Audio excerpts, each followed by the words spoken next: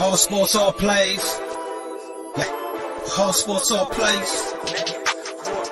All sports, all plays. 365, we're making up plays. You talking the game, get you through the days. We're high in the court, the dime in the lane. Variety topics living the same. All presentation, sports information. In the airways, taking the nation. All sport, all plays, like working your faces. Grace at the field, so tie the laces. All sports, all plays.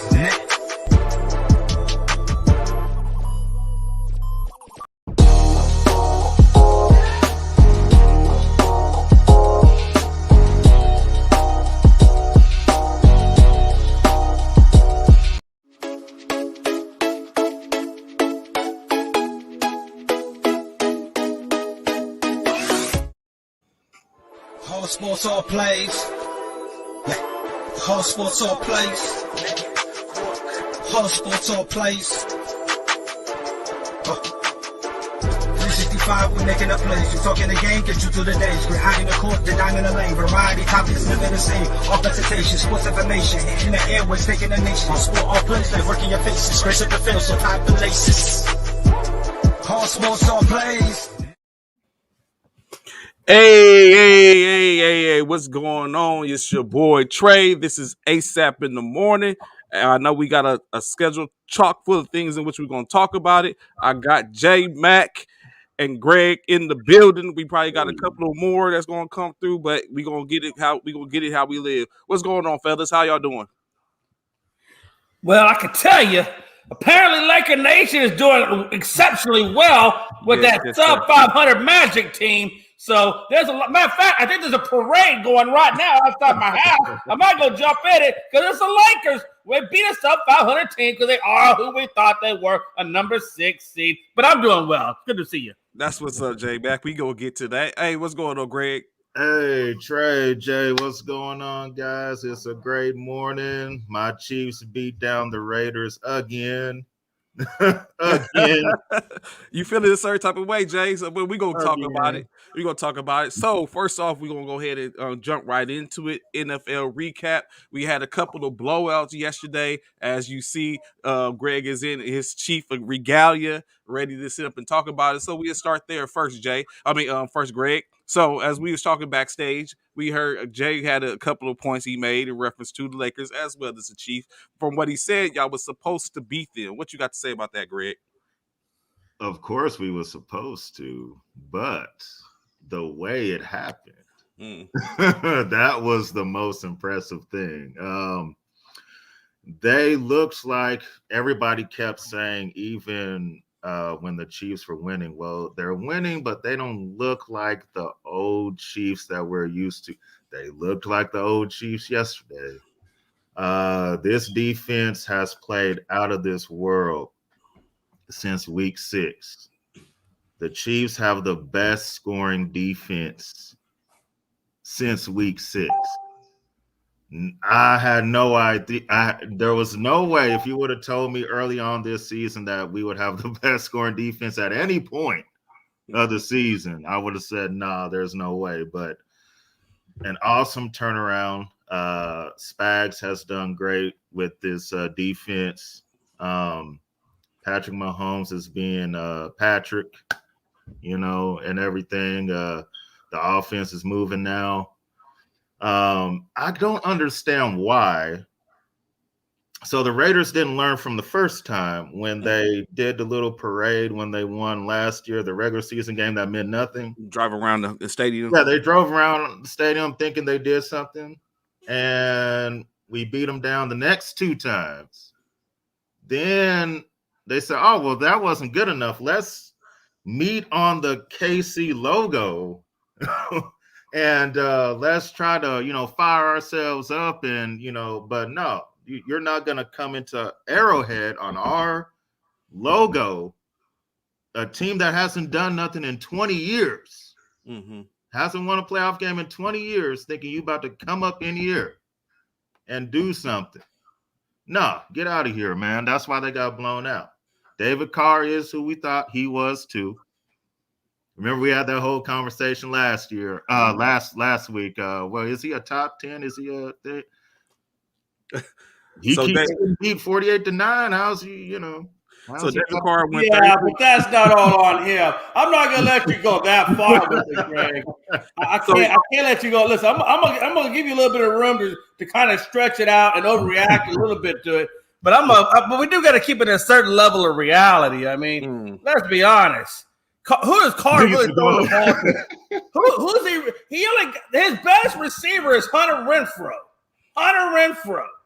Okay, he don't have the speed demons anymore. He don't have the great time. Well, he's got Darren Waller, but I don't even think did Darren Waller even play. No, he didn't. He didn't play yesterday. He didn't have much to work with. So what do you expect? So it's almost like the Chiefs took them one-dimensional. So yesterday, that maybe Jacobs could do something. Derek Carr was 33 for 45 for 263 yards, 1 touchdown, 1 interception. Just as you were saying, Jay, Hunter Renfrow, 13 receptions, 117 yards, 1 touchdown. The next closest was Josh Jacobs with 5 receptions for 46 yards. Deshaun Jackson, who they brought in to be their speedster to blow the top off, 1 reception for 19 yards. So in saying that, do y'all think Hunter Renfrow has now arrived? Does he deserve to be in the conversation or talks about being a top receiver? I don't know if he's got that far yet. Listen, he don't have nobody else to throw the ball to. Of course, he's gonna get the lion's share, the king's share. I mean, it's overinflated. It's over. I mean, if there was somebody else, if Ruggs was still there, if any other receiver was still there, would we still be talking about Hunter Renfrow right now? If Darren Waller was out there, would we talk? I think it's overinflated because he's getting the Lions King. Let me ask you a question. What was Patrick Mahomes' numbers? Patrick Mahomes was 20 for 24, 258 yards, 2 TDs. Of course, Tyreek Hill, 76 yards, 4 receptions. Mecole Hardman, two receptions for 59 yards. So he basically he threw it all over the yard. Wasn't no one that was too overglaring than the others.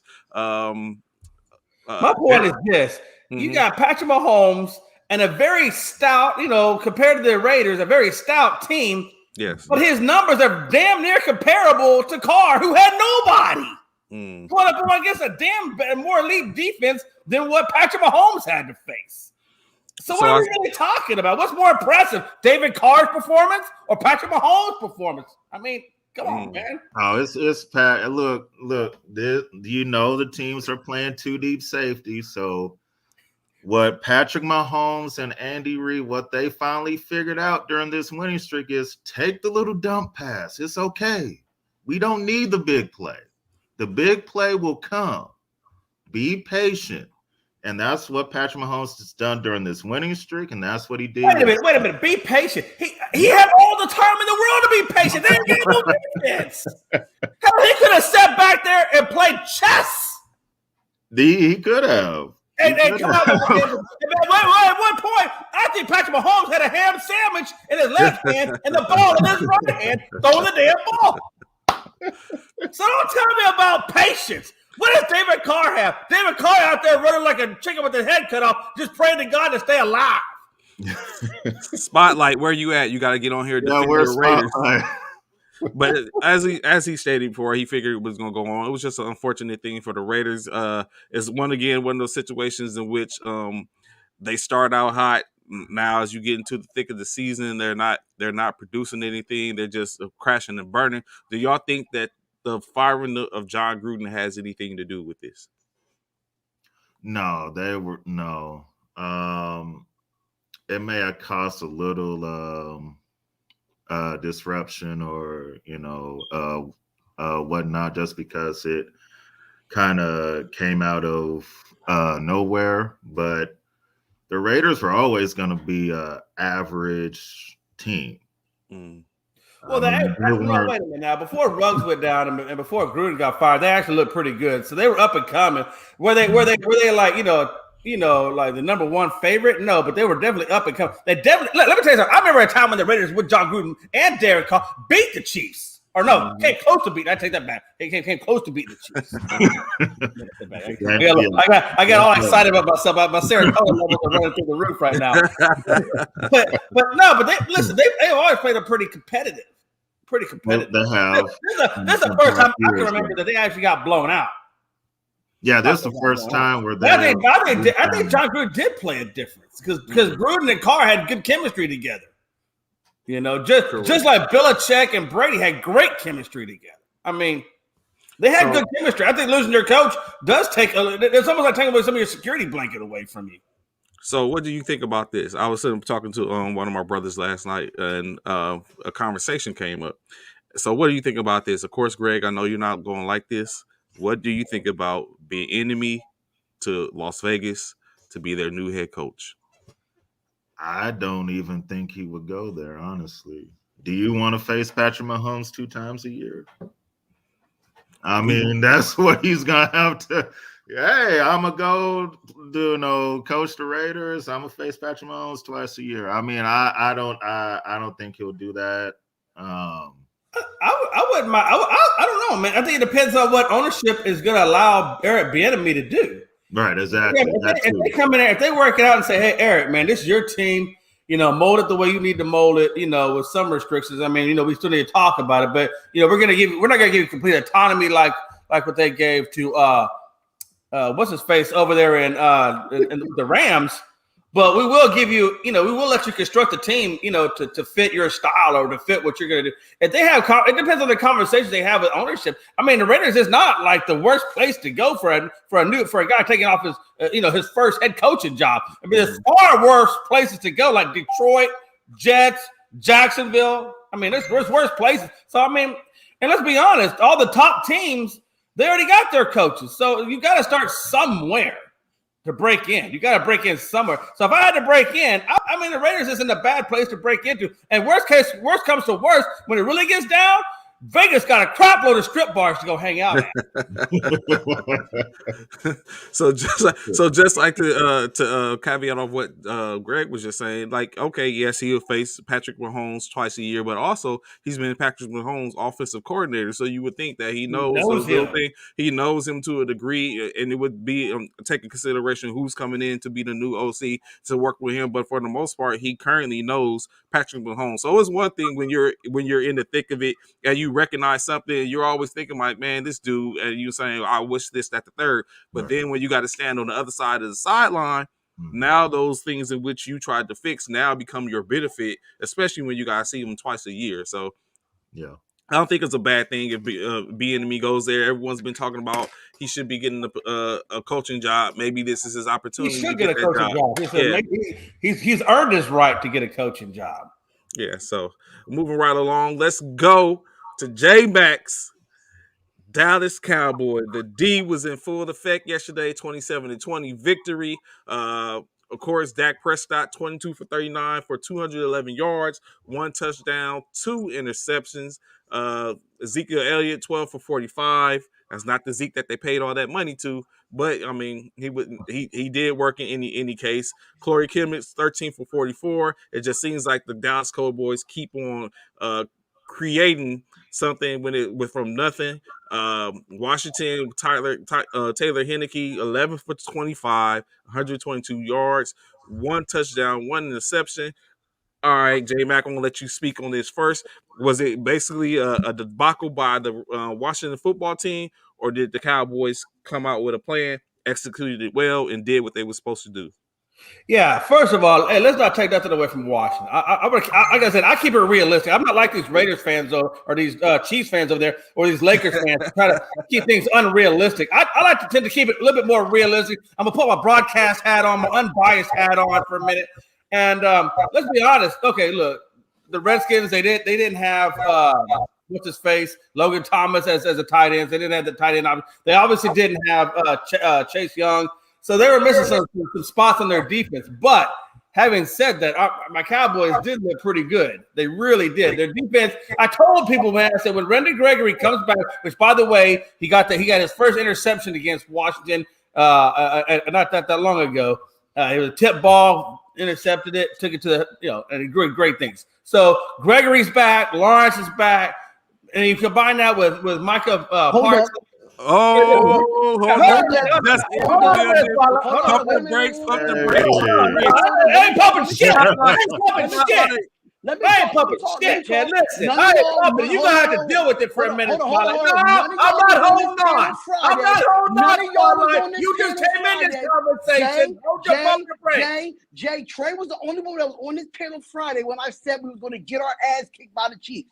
Yeah, I said it. I didn't pick my Raiders to win. I knew we was going to get smacked in the face. I knew we was going to get our ass whooped. So with that being said, I'm coming here to speak my piece because I didn't even pick my own fucking Raiders to beat the Chiefs. Come on. Tell you why you're mad, son. Tell you why you're mad, son. There's nothing to be mad about. There's nothing. If y'all watch Calm my live stream, down. there was nothing about my live stream, bro. Oh no, just go and let him have it. Y'all knew that man was coming on. You can't talk that much smack. I knew he was going to lose. I knew we was going to get our ass handed to us. Like, come on now. I'm a realistic Raiders fan. I'm not like Freddie that jumps shit from the Giants to the Packers. I'm not. You bring me in. I knew my team was going to lose. I didn't say nothing about you, Raiders, but you bringing me into this. So, I knew because you summoned me here. So Freddie, I'm not Freddie. So Spotlight, what did you see yesterday that could have been worked on? What's your take on the game yesterday? All three phases could have been worked on. We just didn't do shit. We just fumbled the ball. We just didn't come out to play. And at the end of the first, this is how I knew. First play of the game, Josh Jacobs fumbled for a touchdown. I knew the game was over then. Bro, I knew this. It wasn't going to be no competition going into this game. I knew they was going to score 40 points plus because this defense is overrated. This offense is just out of sync, and the locker room is lost. So with that being said, I already knew we was going to lose this game. I even picked against them in the money line on FanDuel. I even picked them in our Pick'em League. I picked the Chiefs to win all across the board because the Raiders are just not that good. Team. Why should I believe in a team that fumbled 4 times yesterday? Because you come in every week tell me how Derek Carr is, the Raiders this, that. Derek Carr's a good quarterback, but Derek Carr can only do as much. When your defense is giving up 40 plus, almost 82 points against the Chiefs in the 2 games, when your defense gives up that much, you can't blame Derek Carr for that. You can't. It's been times where Derek Carr threw the ball to Hunter Renfrow, got the yard after the catch. Hunter Renfrow fumbled. Foster Moreau had a catch in his hands. He fumbled. You can't blame Derek Carr for that. Derek Carr only could do what he can do at that time. Okay. But that defense and that special teams, just not great. Well, it's just time not to good. call them what I like to call them. They're not the Vegas Raiders. They're the Dallas Cowboys Raiders. What? Hey, touch your damn man. I ain't gonna let that one slide. I'm not gonna let it slide. Hold on, New York Packers. Listen, New York Packers. Hold on, Jay. I got this, Jay. The Raiders been an accident waiting to happen since 2002. So it's something that I already don't know by now. What are you saying? Yep. Just time to give them a title. Like we say about the Cowboys. Wait. What do you say about the Cowboys? Because last time I checked, we did our job. Our defense came out. We did our job. So who was talking about? Red this morning. The Cowboys won. And the Raiders didn't show up. The Raiders stayed in Las Vegas. That's what you got. The Raiders stayed in Las Vegas. That's exactly what they did. They got their ass handed to them. And you know what? I celebrated the whole time on the live stream when I did the live play-by-play. I celebrated because I knew this was going to happen. But Raiders fans were like, oh my God. I said, how? All the way, baby. I don't root for Green Bay. What did y'all expect? Like, come on now. The way this season's been going, it's been like that since 2002. We had one good year in 2016. Boom. Okay, we beat the Chiefs last year. So what? The Chiefs still owns us, regardless. As a Raiders fan, Spotlight. The Giants own y'all ass. Amen. Say it. We own you too. Spotlight. Let me ask you this question. Wait, hold on. When you say we, who are you talking about? When you say we own the Giants, the Giants.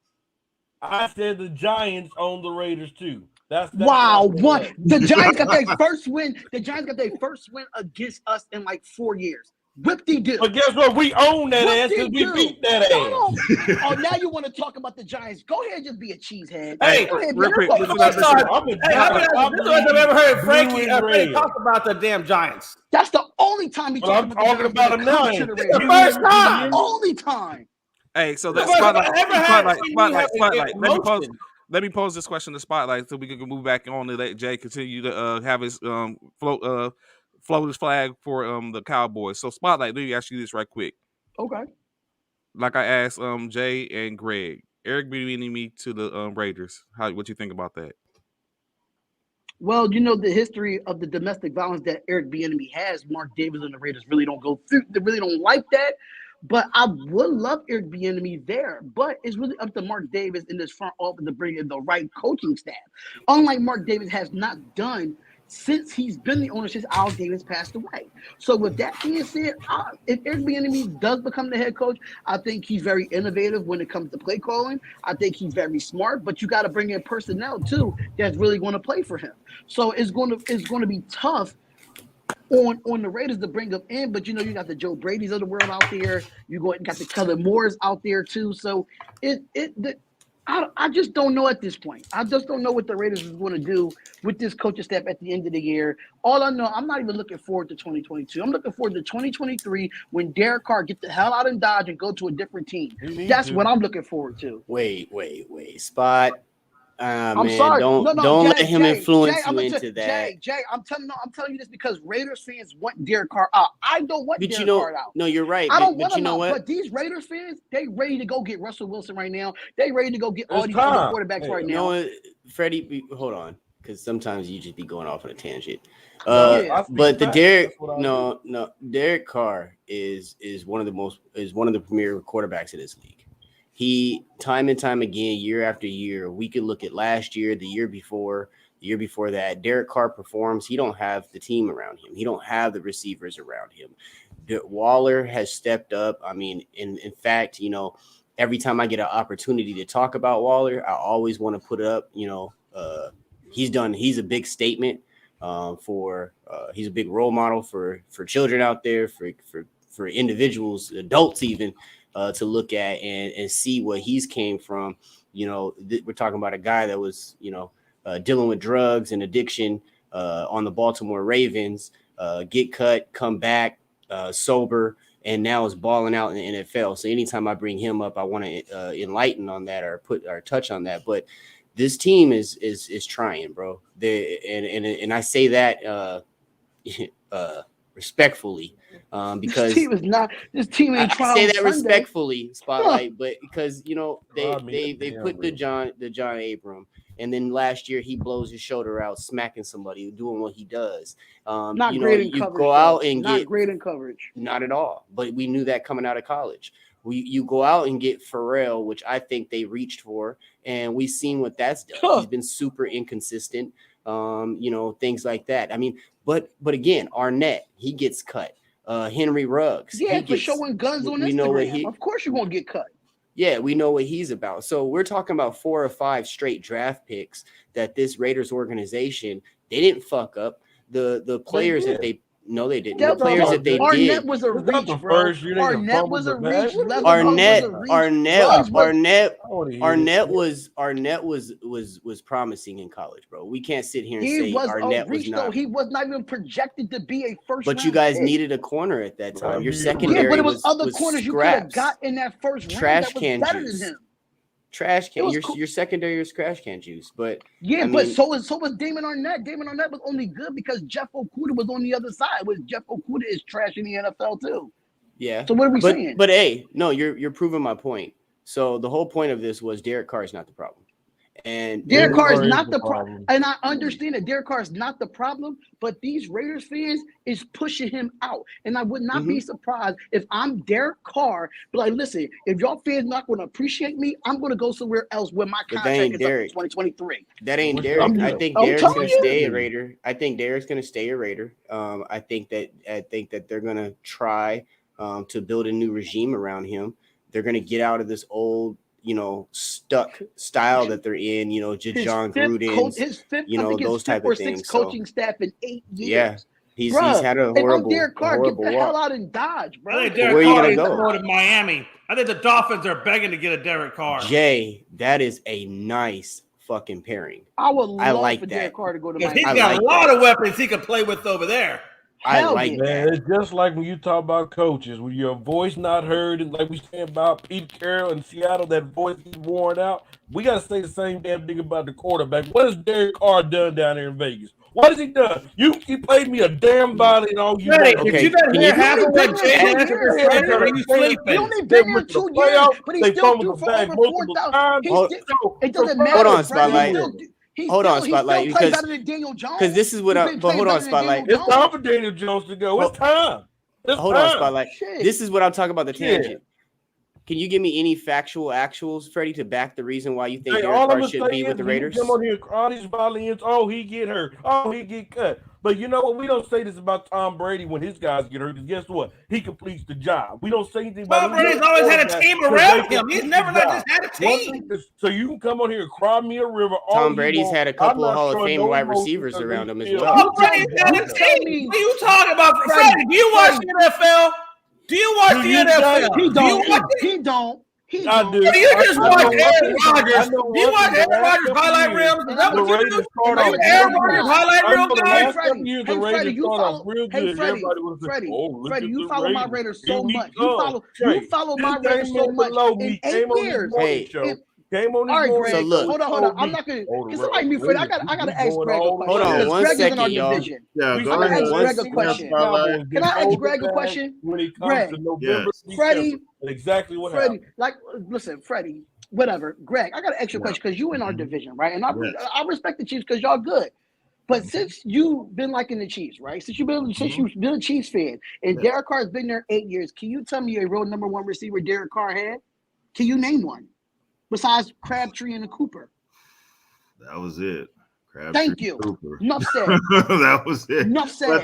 But the thing Freddie is, ain't watching football. Enough said. So now Derek Carr hasn't had the weapons, but at the same time, one of my criticism I do have of Derek Carr is why can't he elevate what he has around him, like a Tom Brady, like a Aaron Rodgers, where Tom Brady, his first couple years, he didn't have Hall of Fame guys. That comes to coaching. That does. Comes to coaching. It does. Coaching is definitely part of it. It comes to picking the right players in free agency in the draft. You got to learn how to draft. Well, and you got to learn how to. Let's be honest though. But when Tom Brady came in, he was already into a system that was designed for him, like by Bill Belichick. He had the system, and let's be honest, Bill Belichick. They developed that team around Tom as well. It wasn't just Tom. Tom developed. Don't get me. He elevated them, but they were being built through Bill Belichick. He knew what he was doing when he designed that team. You can't look at the Raiders. I mean, Gruden's a good coach. Don't get me wrong. He did a Super Bowl win at Tampa. But Gruden is still not – he's not a Bill Belichick type of guy. He's not a guru like people say he is. He's just not. He's a conservative-ass coach. He's always been like that. But Darian, one thing that you can't come up here and say, I'm not going to allow it to happen. Say, oh, well, you don't have this receiver, don't have a receiver. We've seen quarterbacks take no receivers and win football games. Name one. We've seen that this year. Name one. I'm not going to allow you to do that. Name one, Freddie. I would love to. Aaron Rodgers did it. No. Hey, Greg, we don't need your help. Aaron Rodgers did it. Greg, don't help Freddie. No. Freddie, hold on, Spot. Let him go. This question is not even for Freddie, but for Greg. Hold on, Spot. Have you seen the top 10 defense for the Raiders? Have you ever seen the top 10 defense for the Raiders? Have you seen the top 10 defense? Derek Carr's been there? Yes, not since Derek Carr's been there. No, but yes, I have. No top 10 defense since Derek Carr there. We've been the bottom of the barrel for 8 years. Have you seen the top 10 defense with the Raiders? I mean, the Packers. When they took, we're not talking about the Packers. We're not talking about the Packers. Here we go. Exactly. Freddie, we're not talking about the Packers. No. So I didn't say we talking about the Packers. They ain't want to cry me a damn. Why are we talking about the Packers? I thought that wasn't your team. Remember you had this. Yeah, I don't know why he's bringing up the Green Bay Packers. Anyways, can we stay with one team, Freddie? Choose one. One team. You understand? Darian just a minute ago went on a rant talking about Greg. When have you seen the Raiders have these top receivers? When have you seen this? And I'm like, Derek Carr never had a Devontae Adams in the NFL. Never. What are you saying? When he didn't have a Devontae Adams, when he didn't have a Scantling, when he didn't have a Tanya, when going against Arizona, he didn't have a running back like Aaron Jones either. So what are you saying? But what did Aaron Jones do? Did he have more than 40 yards that game? No. So what did he? No, we're talking about one game. But Aaron Jones is a Pro Bowl running back. What are you talking So about? let's move right along. Go ahead, Trey. What's the next topic? So going back to so emotions, we all know emotions do the most for you. So let's go to another topic. Of course, like we was just talking with J Mac, as I was letting him go ahead and speak his sweet soliloquy about his Dallas Cowboys. So J Mac, please continue on in what you were saying. Was it that the Cowboys were just that good, or was it Washington football team debacle? No, I think it is that the Cowboys are just that good. It is because we like I said, we got all of our key pieces back, man. Our team's 100% healthy. Our team is exactly what it was when they played the Tampa Bay Buccaneers. Even though I understand we took that loss, and I got my reasons why we took that loss, but either way, we are back to being competitive, just like when we played against the Bucs. So yeah, man, we're back now. Yeah, you can say Washington is also tailing off because they got injuries.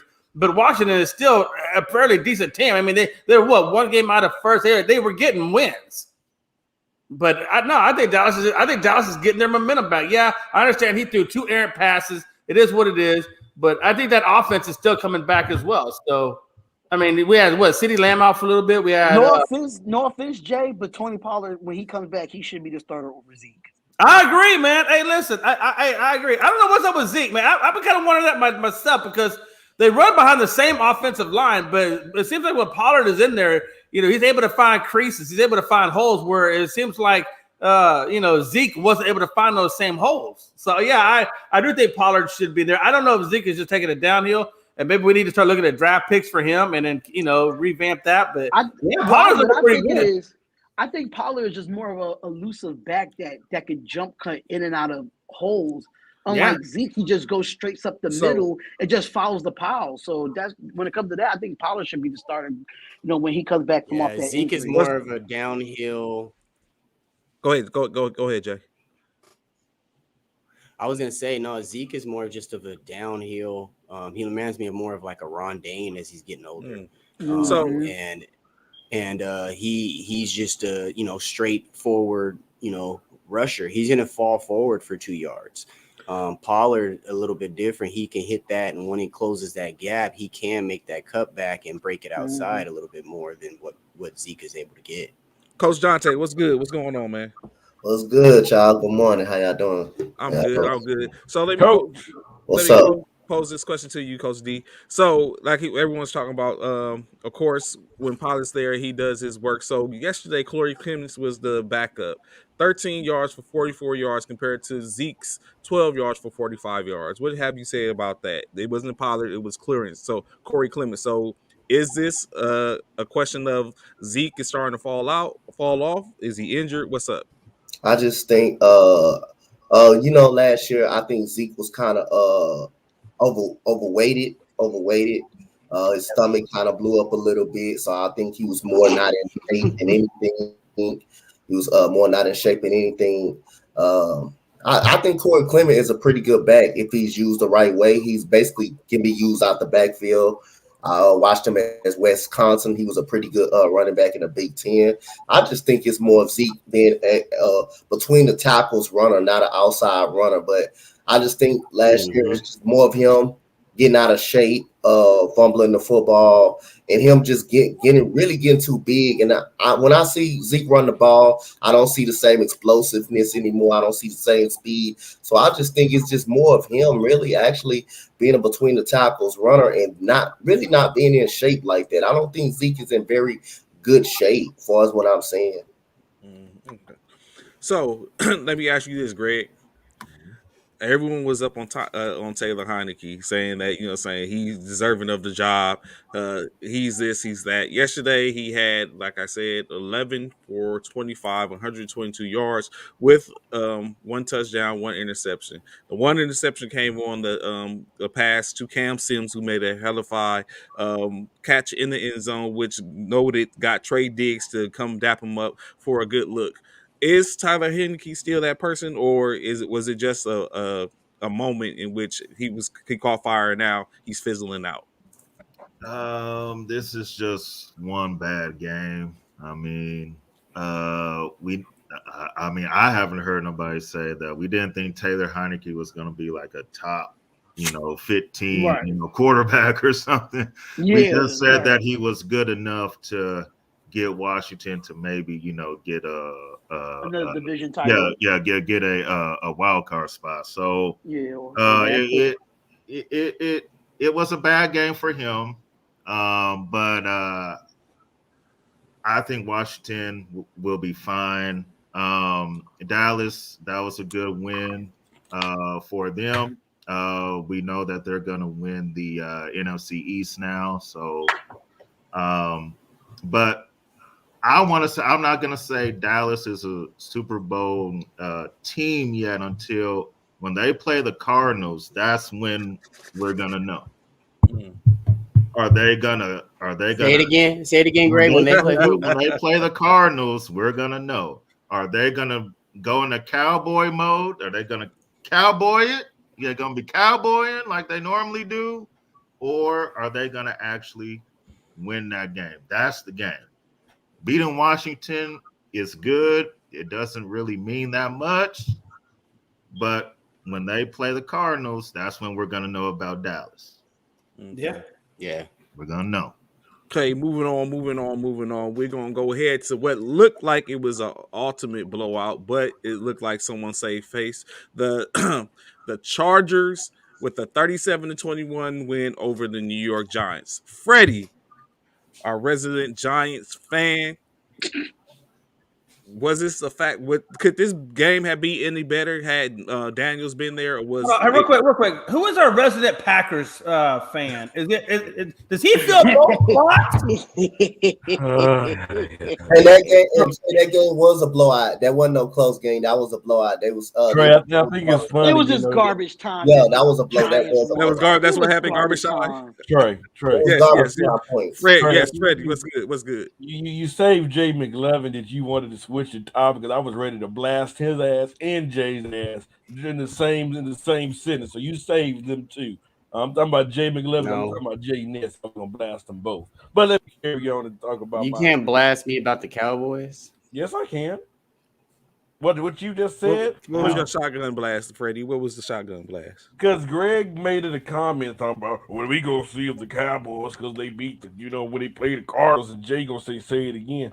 You act like the Arizona Cardinals are like the statement or something to believe in or something. Please, they haven't done jack nothing.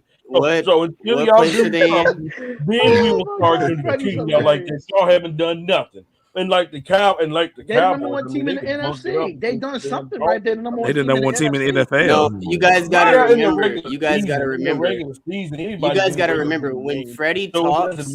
When Freddie talks about the regular season champions, he just picks a random year. Congratulations. I cannot be remember when the Cardinals weren't all that great. You take the 80% Cardinals.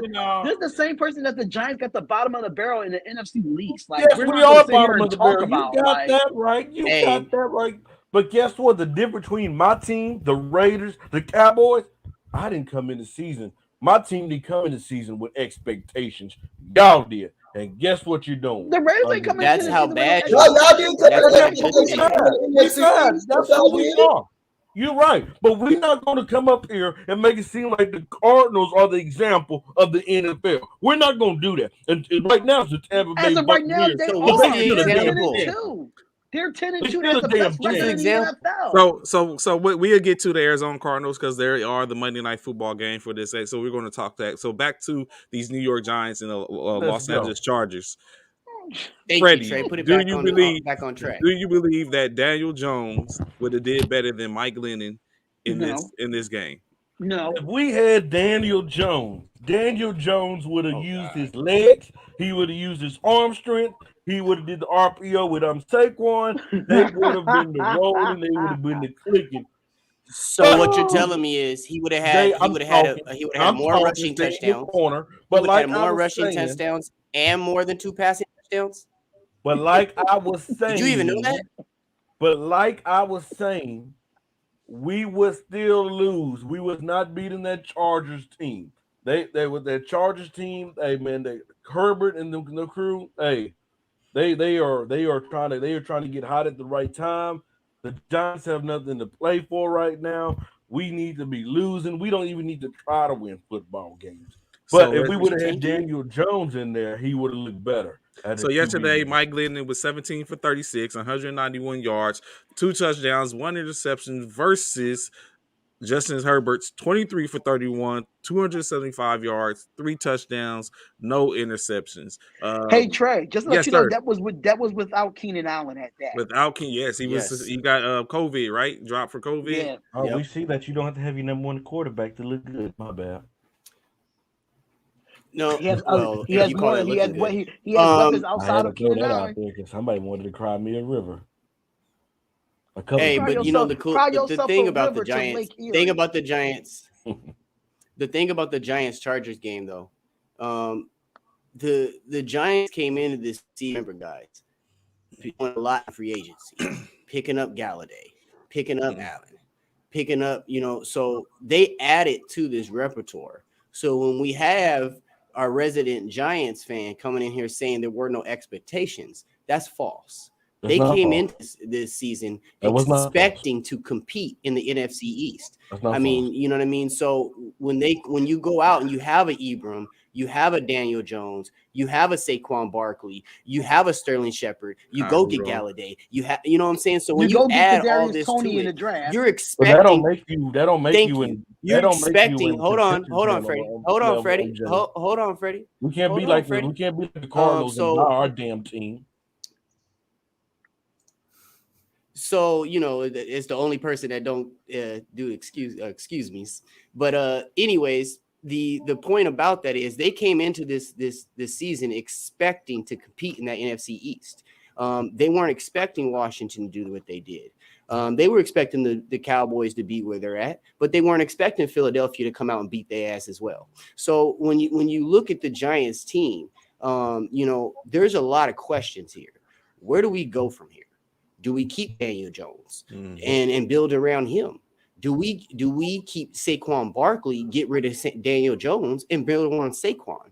And to be honest with you, there's not a lot of bright spots on the team, if you ask me. That's not true. I mean, now that's definitely. Me personally, Jay, I feel like they overpaid for Galladay because Galladay is an injury-prone receiver.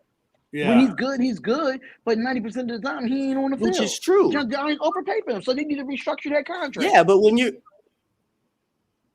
ain't got nothing on the field, you try to get whatever you can. Well, that's true too. So that's true too. But how can you do whatever you can when your number 1 highest paid player on the offensive side of the ball is not available? Best ability is availability, and Galladay has not been available. So is it time to hit the reset 100%. Button on the Giants? No. Again. No. Yes. Again. Yes. Hell yes. No. Let's just go ahead and hit the reset button. So yesterday, Galladay yesterday had 2 receptions for 15 yards on 8 targets. So, I mean, he's the highest paid player. What would you do, Freddie? Honest question, Freddie. Honest question. You're the general manager. You're sitting on the table right now. We're coming to you asking you what's the next move. What's the next move for the Giants if you're the general manager? We got, first of all, if I'm going to find Gettleman right now. Right now, we have the weapons. We have the recipe to bake the cake. It takes more than just no. You really don't, Freddie. You really don't have the ingredients. Maybe you don't have the instructions. Maybe you have the ingredients, but you don't have the instructions. Can you know how to turn on the stove, Freddie? Can they turn on the stove, Freddie? We got the instructions. We just need to put the recipe together. We got the weapons. So let me ask you this, Freddie. You got Tony. You got Shepard. You got Golly. You got all these guys. But if you don't have an O-line, if you don't have that line, you can't judge your quarterback. You can't judge your running back because we've seen when quarterbacks are not protected, they can't make plays. Well, that's your fault for hiring a bum-ass Jason Garrett as your offensive coordinator. That's football. So hold on. Don't have that line in minus the theatrics. You can't judge those other guys. Okay. And I take that into account. But minus the ahead and reset it. Go ahead, Jay. Hold on. But it needs to be reset. But it needs to be reset from the top down, though. All the way from Gettleman all the way down to the bottom. No, we don't need to reset for everybody. No. All right, Jay Ness. Hold on. So minus the theatrics of what you just did, presented to us because the theatrics was great, but you didn't give us no substance. I did. So what you're telling me is that everything on the field right now. Maybe you didn't take it in. Maybe I didn't. Maybe I didn't. So let me hold on. Maybe I didn't. So we're gonna zone in. So what you're telling me is what they have on their field is what that needs to be on the field. Okay. They need to get rid of their coach, and everything is going to be solved. This is the team. I didn't say get rid of the coach. This is the team. I'm sorry, the GM. So get rid of the GM. But remember, the GM is who's responsible for putting those players that you said are the ones that you need on the field. So is it the coaching? Yeah, but he did not. He still have not fixed the biggest problem when he took the job of the New York Giants. He came in to this job with a bad O-line. Since he's been the general manager, he's yet to fix the O-line. This is one thing. And I hear you. I mean, y'all did draft. So what I will say is Freddie has consistently been consistent about the O-line is the. But at the same time, Trey, they had a top 10 pick when they went out and got offensive linemen. They went out and addressed it in the draft. They went out and got them. They just and it didn't work out. They just don't have the coaching to coach them up. Right. They just don't have the coaching. Andrew Thomas came into the league as one of the number one offensive linemen in the draft. Y'all just don't have the coaching to coach them up. That's the problem. You can be scouted high. That don't mean you guys had Justin You can be scouted high. It don't mean your talent is going to carry over to the NFL. Maybe the general manager didn't scout the right personnel when it comes to the O-lineman. Your tendencies and your quarterback. They didn't do that. That's the problem with the Giants. They think when they want to draft their offensive lineman, they think it's supposed to be immediate success. With an offensive lineman, it takes a few years to develop. But when you got a coach like Jason Garrett and you got an offensive coaching staff that really doesn't focus on the offensive line, then your offensive line is never going to be shit. That's a fact. Who did that fall on? You guys had Justin Pugh.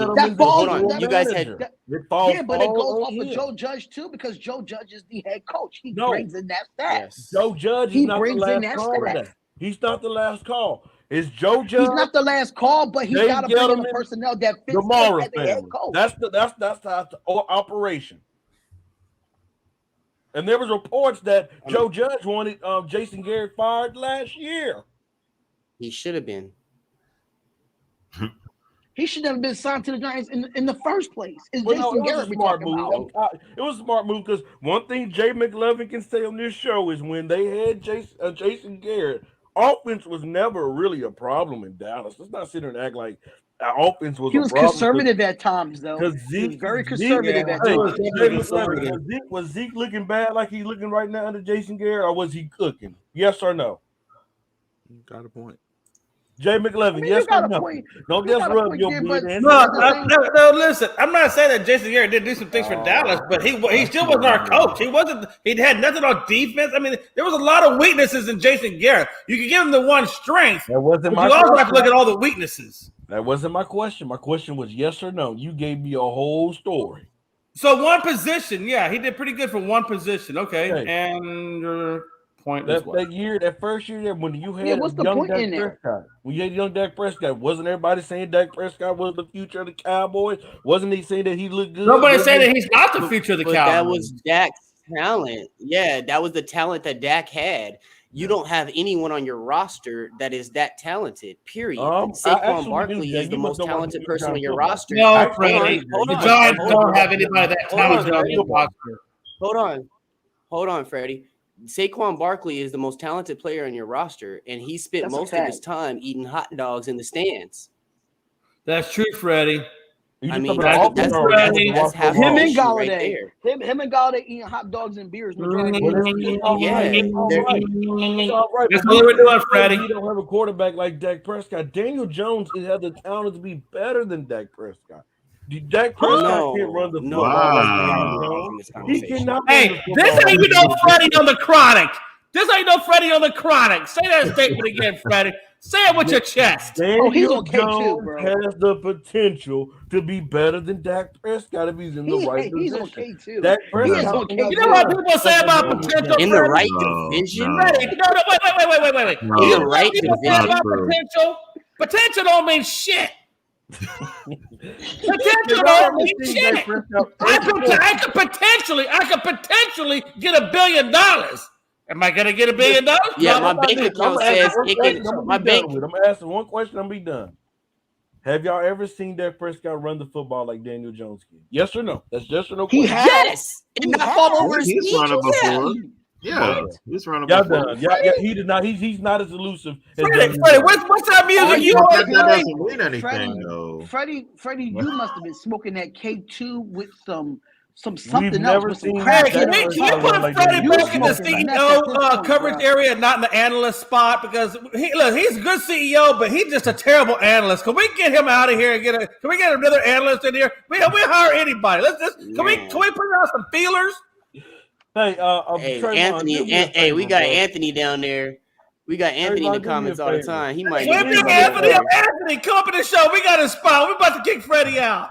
So check this out. Let me go ahead and cover it. I got 2 more questions I want to ask, but we're gonna go ahead and move through the scores from yesterday that we haven't talked about yet. Of course, the Jaguars got blanked by the Titans 20-0. The Seattle Seahawks 33-13 over the Houston Texans. Sorry about that, Coach. Don't get to me. Hey, Trey, real quick. Yes, sir. Is it time? When is it going to be time to move on from Urban Meyer? I mean, that guy has burnt every damn bridge. We got it. It's coming up. Give me 1 second. All right. The Falcons 29-21 win over the Carolina Panthers. The Saints had a 30-9 victory over the Jets. The Ravens 22-24 lost to the Cleveland Browns. And they lost Lamar. The Denver Broncos 38-10 over the Detroit Lions. That's funny. While San Francisco 49ers was able to pull out an overtime victory over the Cincinnati Bengals 26-23. God damn it, Niners, you lost me money yesterday. Bengals had one damn job. One job. The Tampa Bay Buccaneers 33-27 over the Buffalo Bills, and that bad man in Green Bay, the Green Bay Packers 45-30 over the Chicago Bears. Now going back, like I said, a couple of questions I had. Going back to what J-Mac was saying. J-Mac, I'll start with you. Is Urban Meyer done? Clear and cut. Oh man. I think the only reason that he's even in this league right now is that Shah Khan guy that owns the Jaguars just loves the hell out of him. And he's a good college coach. Look, give Urban his due, man. He's a great college coach. Nick Saban, great college coach. But they don't translate very well like a Pete Carroll does over into the NFL. The system he's running, look, you can't come in here and burn every freaking bridge that you have. He done said his assistant coaches are crap. He done cause his players losers. He did everything but call the owner a loser. I mean, for crying out loud. I mean, they're 30th in attendance. They've gone down in attendance. Everything that he was supposed to do hasn't come to fruition. Is he done? I don't think he ever got started. I don't think he ever got started for the time he tried to hire his strength and conditioning coach, which had all those issues, and then we had to get rid of his ass. He was doomed from the very beginning. So, Jay Ness, I ask you this question, man. Do you think this is a situation in which Urban Meyer basically has a coach's mentality, college coach mentality, in which he's still he's coaching young men as opposed to grown men that are making millions of dollars? There's 2 things here, guys. This is not Urban Meyer's personnel. This is not an Urban Meyer's built team. This is a team that he inherited that was horrible. This is a team that he inherited that had problems with Mac on the field, that had problems with players on the field prior. Okay. This is the team that had fucking episodes in the locker room before Urban Meyer's name was brought up. So let's keep that in mind. You're talking to a Cardinal. Okay. We just dealt with the same shit all year. No, he didn't. He didn't. Hold on. He not call his players losers. He challenged. But what has he done to turn that image around? He's done nothing because friction. Hold on, Jay. But wait, let me correct this. Let me pitch my Urban Meyer's pitch. First of all, he called his assistant coaches losers, and what he said was, "Show me on your resume where you won at. Show me on your resume where you're a winner at." They call it basically because that's what he's trying to. There have been reports where the players have come out and said, "No, he didn't call, but it wasn't the players." No, wait a minute. He has been condescending to his players. How is that not basically calling them losers when you're condescending and talking down to them? So let me finish. Let me finish delivering what I'm delivering, and you'll understand where I'm coming from. Oh, you're talking about an organization that is down in the dirt. We're talking about an organization that hasn't won shit. We're talking an organization that if we're going to put a loser label on an organization, Jacksonville fits the damn mold. Okay? So we're talking about an organization that is used to losing. And we're talking about a coach that you hired to bring his winning atmosphere and his winning thought process to your organization. Let that man come in and do what he has to do. Did you trust him before you hired him? Yes. This is year one. Give him an opportunity to come in and implement his game plan on your organization. Number two, you name me a damn winner on that damn team. That's still not taking away what Jay McLovin. Name me a winner on that team. Well, they have the last time. Hold on, I'm not taking away from Jay McLovin. I'm not taking. This is the problem with Jacksonville. What? Once they went to the AFC Championship in 2015, they got rid of everybody on that roster. Everybody. And once they got rid of everybody on that roster, they got rid of that coach too, because that coach didn't do nothing since 2015 in that AFC Championship game. Ramsey, gone. Allen Robinson, gone. Leonard Fournette, gone. But Spotlight, Bortles, remember. Gone. That's the organization. But Spotlight, remember. This organization, though. No, but and that's where I'm getting at. This organization started off as a expansion team where the NFL wanted them in the they could get some notoriety and gain some fans right off the bat. Then they ran into a situation where that money fucking caught up to them and they had to rebuild. That's where we're at right now, guys. We're talking about Urban Meyers coming in trying to implement his mindset on this team. It's going to take 2 to 3 years. Fucking a la Cliff Kingsbury. Everybody said he shouldn't have fucking been in the NFL. Everybody said his fucking playbook wouldn't work. Everybody said that they needed to get the hell out of there. Arizona was dumb. Who's fucking running the organization? Now look at us. Give Urban Meyer some time. Big name players. Give fucking Urban some time. I would just like to point out. I know I'm half asleep, but I was listening to y'all. Jay, I've counted 7 fucks in the last 2 minutes, and I'm rocking with it, my brother. You are going off today, so I'm very proud of you. But I wanted to say just really quickly because I was listening, and so I think it was Jay McLovin. Jay, you know I got nothing but love for you, but as someone who played, if you're fucking dog shit, your coach has every right to let you know that you're fucking dog shit. And I get it, but what's that doing for? What is that doing? No, but here's the thing. Jay, here's the thing, and here's what I want you to understand. If he doesn't have a plan for you for the near future, he doesn't give a fuck how you feel because he's gonna make sure you're out the door by the end of this season, anyways. And the same with those coaches. This is not his team. Right. Trevor Lawrence is his team. He loves Trevor. Right. He loves Robinson. He loves the guys he drafted. Everybody else in that room, he has the right to tell you, I don't expect you to be a part of this organization because I gave you a shot this year and you look like fucking dog shit. James Robinson, you're 5'7". You blew it. But wait a minute, but Trevor Lawrence isn't playing like dog shit. He doesn't. He's not playing like dog shit. He's really he's playing like dog shit. Mike, he's playing like dog shit. He's playing like dog shit, but guess what? He's 21 years old. And but that's not whatever. Mac Jones ain't playing like dog shit. Thank you.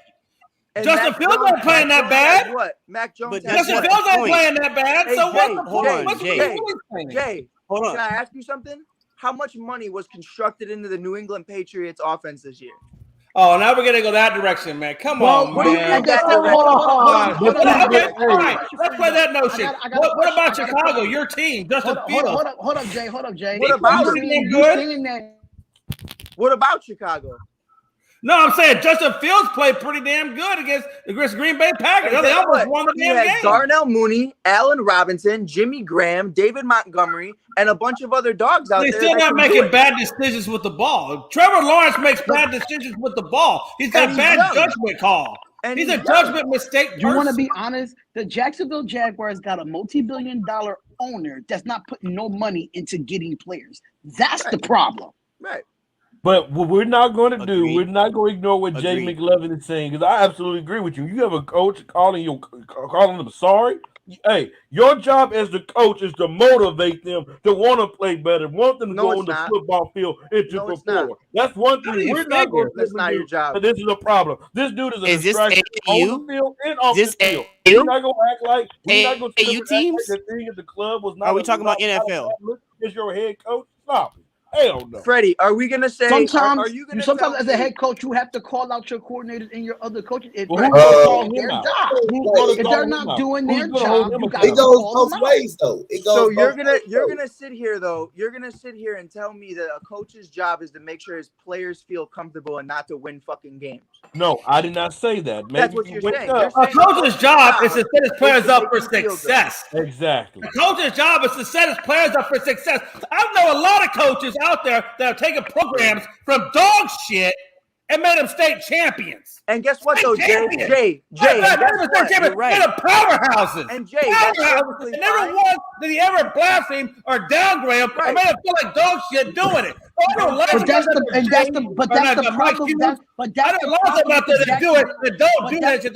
But that's the problem with the Jacksonville Jaguars. The Jacksonville Jaguars ownership and front office is setting this team up for failure. They're not bringing in nothing to help Urban Meyer be successful in Jacksonville. These guys are over here building AEW companies and wrestling companies and not putting no investment into their football team. We're not disagreeing with you, Darian. This is you as the head coach. Hold on, guys. It's your job to go out there and motivate these young men to go out there and play for you. It's your job to set out the best game plan. It's your job as the coach to not get caught in off the field stuff. That we absolutely agree that this team is not. You're right. You're right. But your coach is the leader of the team. He has to act like a leader. He can't go out there and say, "Oh, you're a loser. You're a loser." No, that's wrong. You are a fucking loser. But here's the deal. First of all, is the question. If he calls out his coaches, he has the right. If he's calling out his players, if they playing like dog shit, they playing like dog shit. He never called his players losers. If I'm a head coach, I'm gonna call you out. If you ain't doing your job, he called the coaches losers. If I put you in that position and you ain't doing your job at that position, then you get called out. Him calling his coaching staff losers, that's a bad look. No, it's that's like saying you're working at a corporation and your higher boss said you ain't doing your job. If you're not doing your job, then you're not doing your job correctly. Period. It goes both ways. Though. It goes it's not. Is there fair to say that there's a fine line between degradation and constructive criticism? I mean, like I said, it goes both ways. Yeah. You'll put that to motivate the team as well and lift the team up. But if they're not playing well, you got every right to call them out. And I don't care how you feel. You can feel that type of way. But I'm just trying to. You got to go out there and perform at the same time. So you get paid the coach. You get paid doing your job to get paid the coach. You get paid the coach on the sideline too. So I have no problem with them calling them out. If they play like shit, I'm gonna tell you play like shit. If you coach like that, I'm gonna tell you, hey, you need to step your game up. They can get mad if they want to, but hey, I'm just trying to set example. Get out there and coach better. Coach the game better. Coach. Yep. So who's going to hold him accountable? Who's going to call him dog shit when he get caught up in the club? That's when the front office got. That's when the front office has to come in. The GM. But we don't hear reports that they calling him or anything like that, or getting on to him for not being a leader. So guess what? You want to call your coaches out? Well, it's time but that's where the front office comes in. Yeah, the front office comes in though. NFL is a business. Right. NFL is a business, so you have to have your GMs and your presidents come down on your head coach. Right. If that's the case. That's the biggest thing Spotlight's trying to say right now. Here's what I'm trying to say. That's what it's for. Jay, I hear what you're saying. You have to motivate your guys and you have to be a part of this. But even the greatest coaches who do it, Mike Ditka is one of those guys. His first day in Chicago, he walked into that room and said, I got two things to tell everybody. One, we're going to win a Super Bowl in 3 to 5 years. And two, half of you aren't going to be fucking here to see it. And that's that kind of mentality that you have to instill. Yeah. You have to let everyone know we don't accept losers. Everyone, and tell me, anyone on this panel can tell me where I'm wrong. Is Jacksonville's coaching staff not comfortable with being fucking dog shit? They have been comfortable since 2017. They are not afraid of losing their jobs, and they the organization need to be held accountable. Yeah. And that's a fact. They're fucking fans right there. Never once. And real quick, saying it. We've seen a Mike Tomlin who has his residents that don't deal with a lot of BS. Adjust. When Claypool came out. No, there's nothing to fucking adjust, Freddie. This team is dog shit, bro. Mike, that's not what you're hearing. But listen. Go ahead, J-Ness. If you don't listen, you don't understand what I'm saying. J-Ness, go ahead. No, I hear what you're saying, but this isn't Freddie, wait. These guys are grown Freddie, men. wait. Hey, Yeah, no, you can keep saying the same thing over. Hold on, Jay. Hold on, Jay. We said J-Mac, so I thought it was talking. Listen, J-Ness. hold the hand. No, my bad. He was saying J-Ness. So hold on, y'all. This is what I'm trying to say. Freddie, we hear you. You can repeat yourself over and again. It doesn't change what we heard. The thing about this is Urban Myers is the head coach running his play. He's running his playbook, but he's running his playbook, and he can't run his playbook without his players. But when he comes into an organization that's already set up a certain way, and he's coming in his first year, what his job that first year is to do is to find out who fits his system. Who does he want to keep on this team? And who the fuck is going to be off this team next year? That's what he's doing this year. Now, him calling his coaches. Year. Right. And thank you. And the other thing is, let's be right. Don't put, false, narratives out there. He did not call his fucking players trash. He did not tell his players he was losers. He told his coaching staff they were losers and they weren't fucking doing their job. And then he challenged them to show, no, it's not the same thing. It's total opposite. He's telling his coaching staff exactly what you were telling us on this panel. Hold on. Jay, hold on. Same damn thing. Nobody want to hold him accountable for what he done. Freddie, let Jay go. He's telling his coaches. He's telling his coaches. He's telling his coaches exactly what you just told this panel. He's telling his coaches that their job is to motivate this team and make them better. He's telling his coaches their job is ways to make the players play, and they're not doing that. And like Mike said, this organization and this coaching staff has been comfortable being butt for far too long. And that's where Urban Myers is getting ruffled feathers because he's telling them, you guys are ass. And you guys have been, and you're not making any changes. So I guarantee you, next year, these players won't be here. Right. And if I could piggyback off Jay, I think one of the biggest things, Freddie, that you don't realize is we're not in those meetings. So for him to have 12, 14 weeks of this, and Urban Myers is a guy who does not accept not winning. So he's probably sitting in there and asking every single coach who has a fucking clipboard in his hand, how are we going to get better? How are we going to make these players better? How are we going to adjust going in the year 2? If every single fucking one of those coaches had nothing to say, then he has every right to say, you're a fucking loser and you're not good at your job. That's just point blank, period. If none of them know how to get better Mike, or want to get better. Mike, let me ask you a question. Mike. Go ahead, Dre. Because I had to chime in. I was hearing all this. I was listening to this, that, and the other. So let me ask you a question. I agree. Yeah. I agree with a portion of what you're saying. That Jacksonville organization has been shit for almost since since Tom Coughlin left. I can't remember. No doubt. I can't remember the last time. Last time I was ever watching them. Mark Brunell. Mark Brunell. Let's that 2015 AFC Championship game, I think. But that was bullshit. That was a fluke year. Everybody knows that was a fluke. That was Byron Leftwich. That was a fluke year. So anyway, the issue with Urban Meyer is he needs to realize you're not fucking coaching kids. Right. You're not fucking coaching kids. And at the end of the day, no matter what, you can't sit there and tell a bunch of grown ass fucking men that they're fucking losers. That's what we're talking about though. You know why you can? Exception. He said that's where we're different. We're losers, not the players. Correct. Okay. He didn't call the players losers, correct. And that's why. And the other thing, Dre, did you hear about the conversation with Marvin Jones though? He had a conversation with Marvin Jones, and guess what? Marvin did that. That's something on Marvin. I couldn't hear the feedback. He opened up his mouth in a situation that he didn't have any backing. Right. He didn't have any meat to what he wanted to come up to the table and talk about. Marvin was in the wrong. Marvin, put your fucking nose down. You haven't done shit in the NFL. You haven't done it. Right. I respect that. I'm honestly hearing too that all this shit might even be made up. And the fact that it's even being discussed that it might have been made up, they want that motherfucker gone. Yeah, I mean it's definitely a possibility. But here's the other thing, Dre. That was all I had. No, but here's the other thing, guys, that we got to take into account for. Just like you said, Dre, he's not coaching kids. He's not coaching an AAU team like Mike and me has been saying as well. He's coaching grown men. So let's flip the script. These grown men are getting paid millions of dollars to do their job, and they're underperforming. They look horrible out there in the field every single week. But let me ask you this, they're rivaling. Do you think they would do a better job underneath Urban Meyer, underneath a different coaching regime? No, they had the same players. They had a different coach last year. They had a different coach a couple years before that. I think it's more Urban Meyer than the players. It's the same players.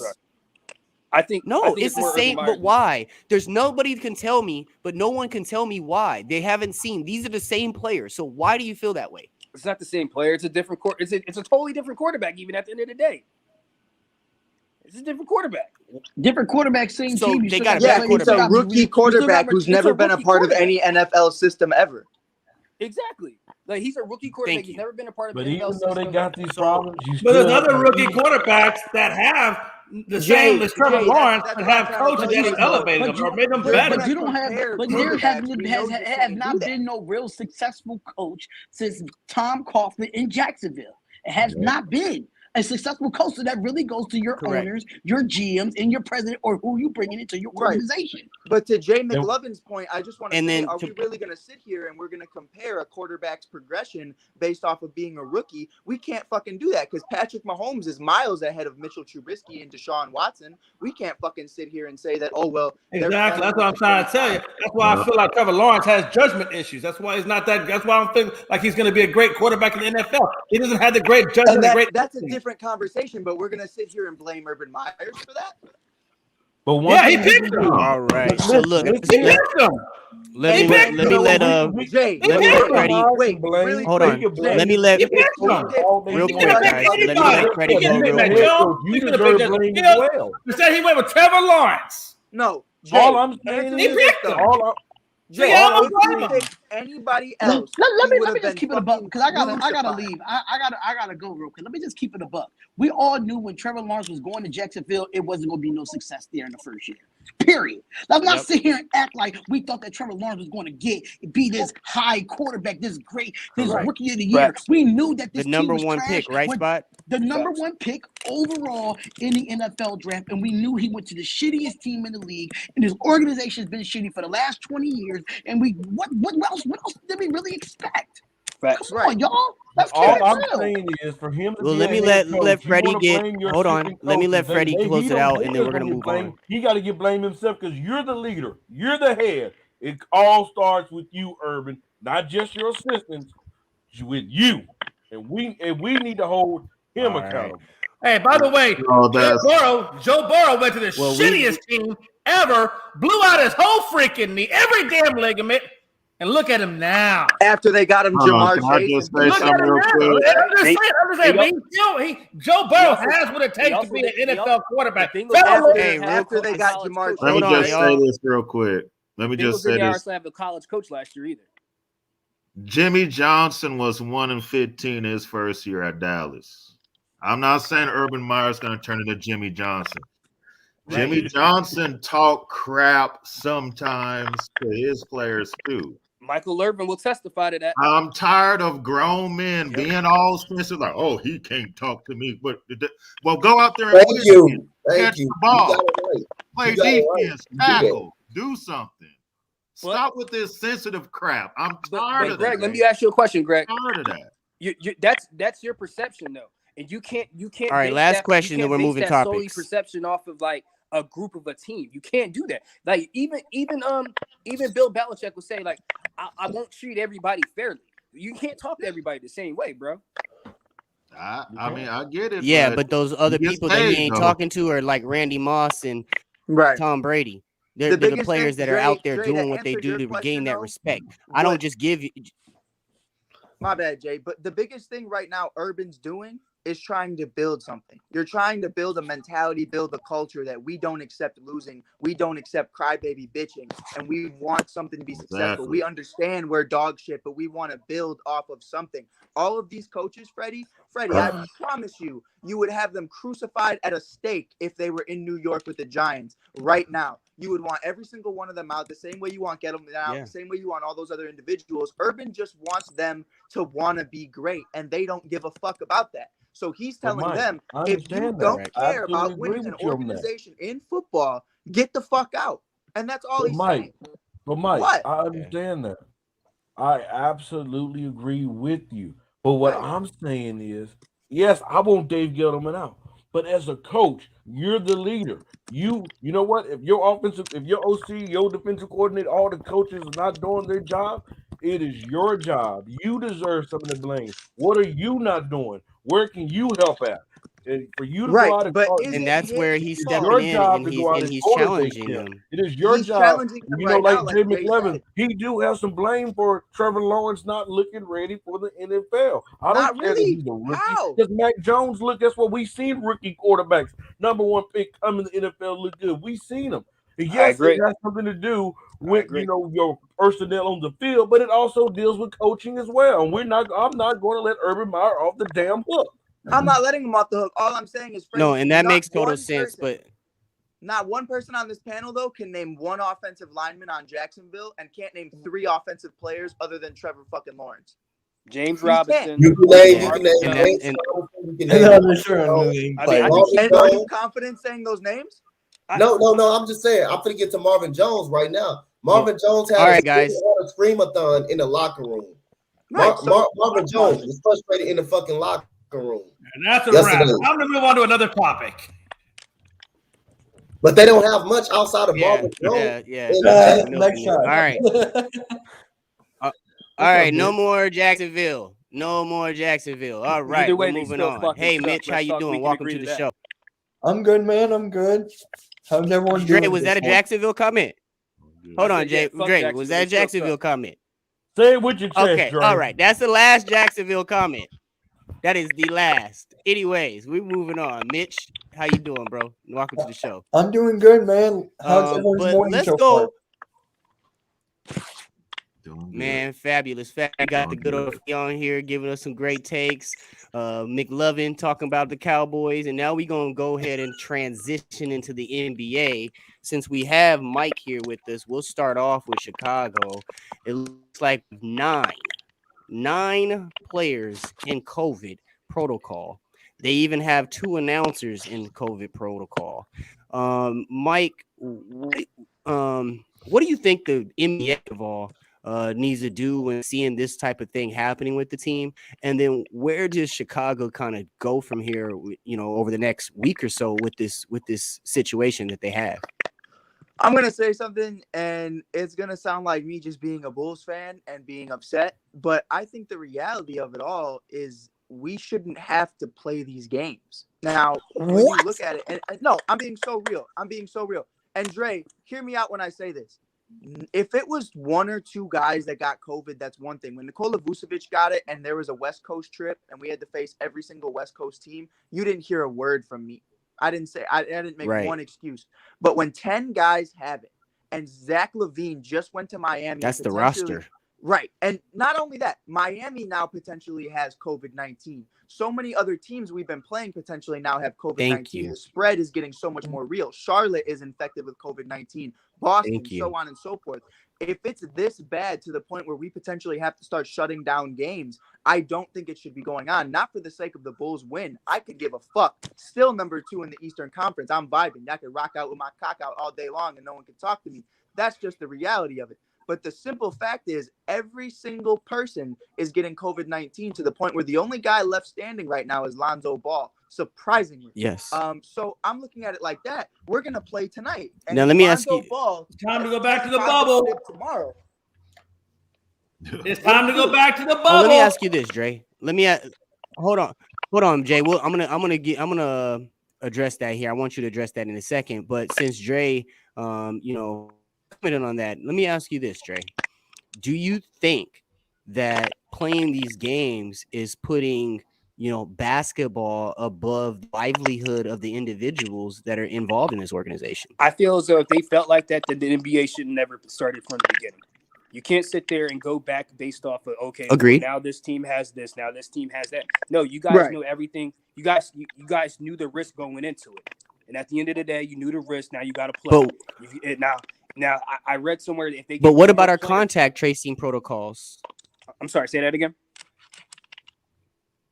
But what about the contact tracing protocols? What about? All I know is if you have 8 players on your team, suit up. We don't. Yeah, they have 8 players. They don't. They have to. We just signed 8 motherfuckers. You have 8 players. Yes, suit up. 10-day contracts. There's nothing else that needs to be talked about. You have 8 players. The rules is as long as you have 8 players, suit up. There's nothing else to talk about. Don't say exactly, Freddie, because you were bitching about LeBron James for 2 whole days. Okay. But Mike, so let me transition. The Lakers will get COVID. Did bring up a good point. No. Let's transition over to Jay real quick, though, because you did bring up a good point, Jay. Is this something where the NBA needs to look at possibly scheduling the playoffs in the bubble so that way they can look ahead? Is this something that you need to transition to find an option B for? Yeah. I think if you don't go to this bubble, I mean, like you've already seen it. I mean, look, the future is predicated by the past, and the past is seeing all these teams getting canceled out by COVID. So you already seen what needs to happen. I mean, you don't need anybody to tell you that you need to go to a damn bubble. You need to go to a damn bubble because everybody's getting COVID. I mean, we're talking about games getting canceled because they can't suit up. Mike over there trying to get Pee Wee League players over there to suit up because he ain't got nobody. I mean, it's time to go to the bubble, man. We should have been like to Dre's point. We should have been the bubble at the very beginning. Hey, we might see Little Bron. Hey, man. Little Bron. Hey, but we should have been in the bubble at the very beginning. They should have never came out the damn bubble. They got that Omarion touch. Mitch. Yeah. So Mitch, I want to go to you. I see the Philly stuff in the back. Let us hear what you have to say about this. Well, it just came out today that you have to be vaccinated in order to go to the Sixers or Flyers games now, starting January 3rd. Well, that's Kyrie's out. Yeah. Kyrie trades. Hold on. Mitch, you have to be vaccinated to go to the games now? On January 3rd, yes. Yeah. Too. I just bought tickets for when they play the Hornets. Oh my God. Wait, what month? What day? January. I think it's like January 6th. Well, you better get your shot. Oh, you like 3 days off, bro. Now. You better call Antonio Brown. Hey, you better run to CVS. Antonio Brown. You better run to CVS. Go ahead, Mitch. So I'm ready. But yeah, go ahead, Mitch. Motherfucker. So with that being said, maybe we should have gone back to the bubble like months ago. So now people who are not vaccinated are not welcome in the facility anymore. So that's just like, well, they're saving money now. But they need to go back to the bubble. Right. And that's one of the, not to be political about anything, Jay, but like what we're hearing right now, and especially in Chicago, we have the same rule. If you're not vaccinated, you're not fucking in. Like, that's just the reality of the United Center right now. But from what we're hearing is the new variant that's coming out of Africa or somewhere in Europe, somewhere fucking bumblefuck far away. They're basically saying that the vaccine's not going to cover that. So I think if we're at that point come playoffs to where we need a whole new vaccine just to help, I believe with Jay McLovin, like you can't, if the vaccine's not doing anything, we're back at square one. And that's the biggest booster, problem. The booster helps. Right. The booster. We're basically back at square one. I think because Omicron is not covered with the vaccines. Right. Right, the ones that's out right now. Yeah. Puts us back to pre. Yeah. Now, Greg, I want to kind of transition over to you with this as well. I want to kind of go back to the original question that kind of Mike posed with us is, do you think that the Chicago Bulls should be forced to suit up? Should they be forced to go out and sign 8 10-day contracts to, formulate a team? And still have no. I mean, look, they don't have enough players. We don't want to see. I know people that are coming to the games. They don't want to see guys just coming off the street, playing, playing a game. So if it comes down to it, maybe the Bulls should, forfeit some games. I mean, I would hate for them to forfeit, hella games, but that's just what it is right now. They have a COVID spread, on their team.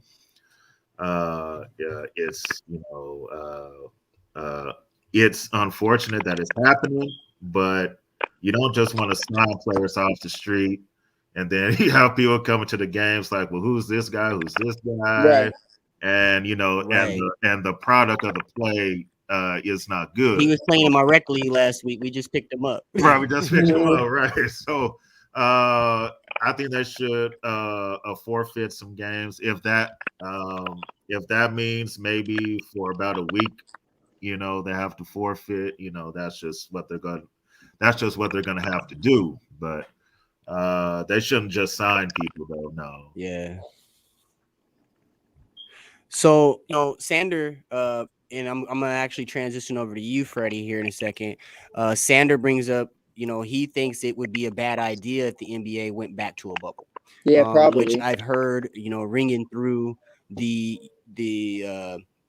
ringing around that's what most fans believe. Most fans didn't really like the bubble. Most fans thought it took away from basketball a little bit. Yeah. So, I want to transition over to you, Freddie, with the question of this. You yourself, you saw the best player on your team. He had COVID recently. We had that debacle over there. Some say it was a conspiracy and he didn't have COVID at all. And some say it was messed up with the test results or something like that. But with that being said, so with that, I'm saying the testing was messed up, like it wasn't an accurate test at all. Right. But with that being said, though, Freddie,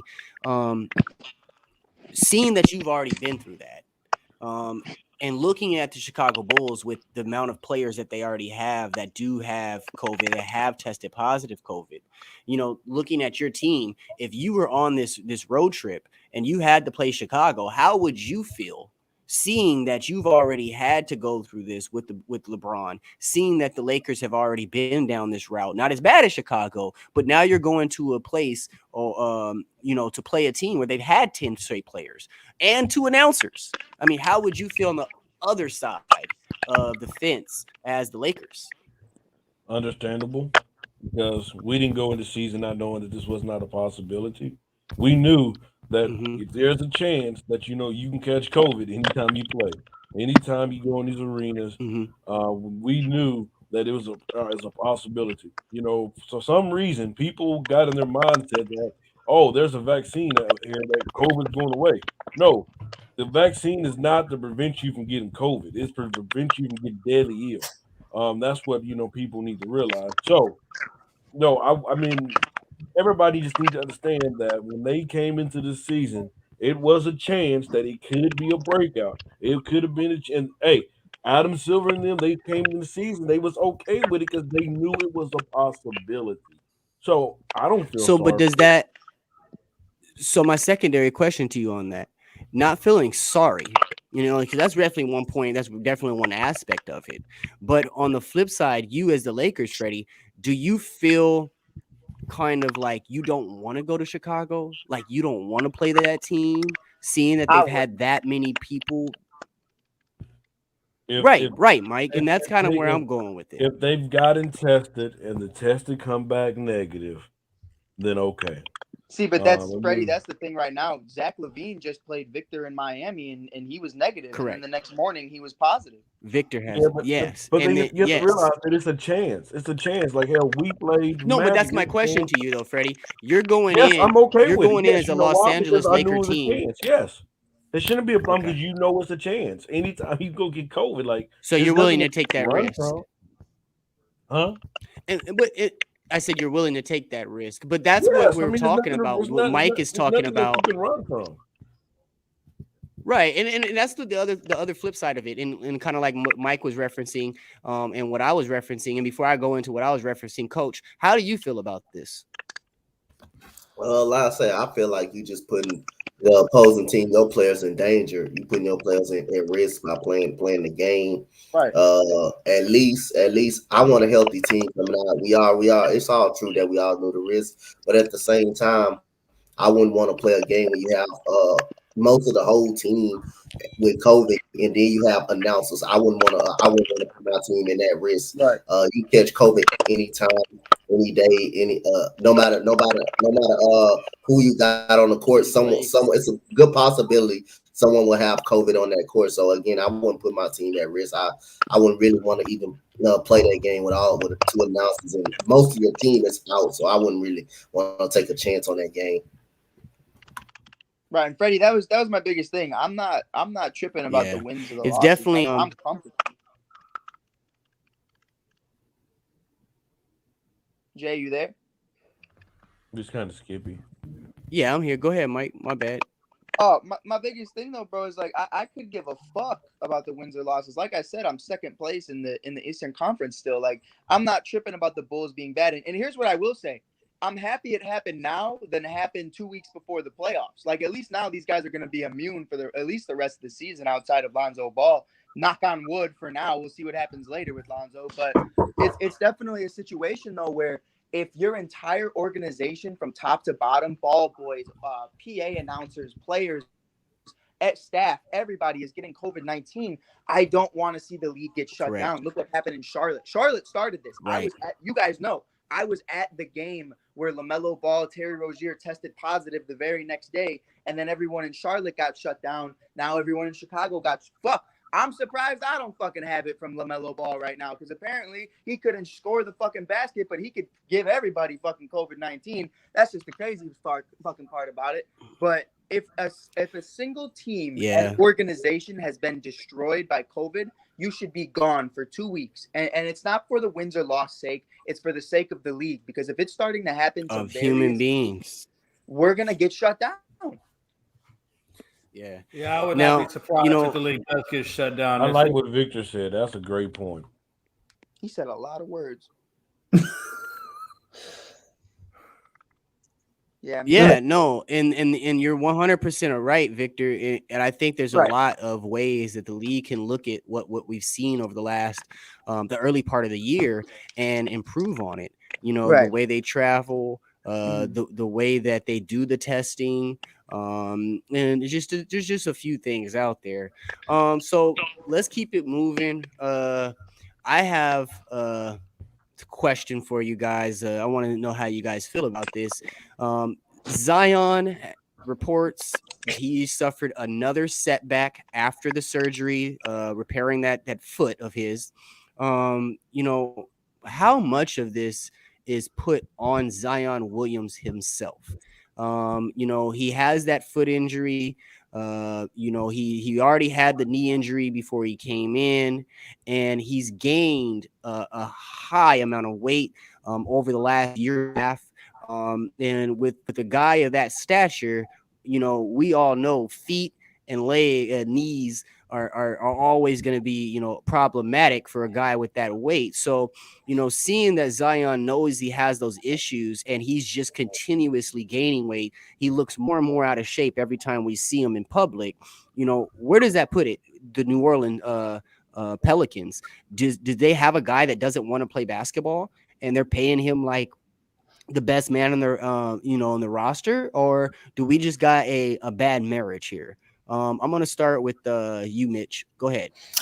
To me, it's a little bit of both because if you guys remember, Zion's parents and family, they didn't want him to be in New Orleans. They wanted him out. Right. So think about that. So maybe the family is like starting to get into his head a little bit. You know what? Here's some food, and you know New Orleans with the cuisine and all the food and stuff. Who can really hate that? But actually, it's more on Zion and the family, I gotta say, than the Pelicans. There's some good food down there in New Orleans, by the way. Yeah, my dad went to Tulane, so he told me all about that stuff. Yeah. All right, Freddie. So you already off. How you feel about that? And you know, like you said, there's a lot of good food down in New Orleans. There's a lot of temptation down in New Orleans. You know, hey, There's people out here every day that aren't, you know, an athlete, but deal with the same issues that Zion Williams is facing right now. So how do you feel about that? Man, you know, I blame him, and I blame the New Orleans Pelicans organization. You know, I'm gonna go with him first. First off, you know you're gonna be down for a period of time. And I've heard athletes, you know, Klay Thompson, Kevin Durant, LeBron, all these guys talk about, you know, when they're down, they're out missing a short period of time of how they're still working out, still trying to maintain a diet, still trying to maintain something where they can keep the weight off. You know, you as an athlete, you know, you should want your body to be at the right position, at, you know, in your right weight frame, right, you know, all that good stuff. I mean, we've seen the same stuff we saw out of Shaq when he was at LA. I mean, Zion, I mean, man, you're a big dude already. Get in shape, bro. Like, you're a big dude already. But, you know, I also blame the organization by allowing him to get this big. You mean to tell me, you know, David Griffin, you haven't seen Zion since he's been out? You mean to tell me that you guys have not been in communication with the guy, making sure that, you know, he's doing something? I mean, hey, Zion, you know, we need to put you on this kind of diet, or what do you think about this? What do you think about this? Because you have to realize that, you know, this is your star player. So you need to make sure, it's your job to make sure he's coming into that season. If he's not worried about that, coming into right shape, coming into right form. And, you know, just to piggyback off what Mitch said, it just seems like, it looks like the same thing we saw out of James Harden last year. He came into the season overweight, looked bigger than he usually is. And then hey, Jay, you're absolutely right. You're a big dude who cuts hard like him, who depends on his explosive abilities. Like, man, you have your weight holding down your knees and your feet, bro. Like, you gotta, you know, come off that. I mean, it's a sad situation because we really have not. We've only seen one size example of Zion in the NBA. It was like what, 6 months? Yeah, we haven't seen much. No, and the thing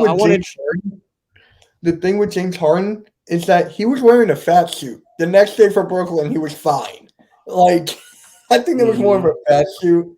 But to go back to the Zion thing, I mean, if the team is telling Zion to do this and this and this, and his family is telling him to do this and this and this to not go back to New Orleans, like, Zion's in like a pickle here. He's in a pickle. Like, do I listen to my family and like try to get traded, or do I listen to the Pelicans who's paying me money? So it's like you can go either way with that. No, that makes total sense. So I want to transition over to Jay real quick.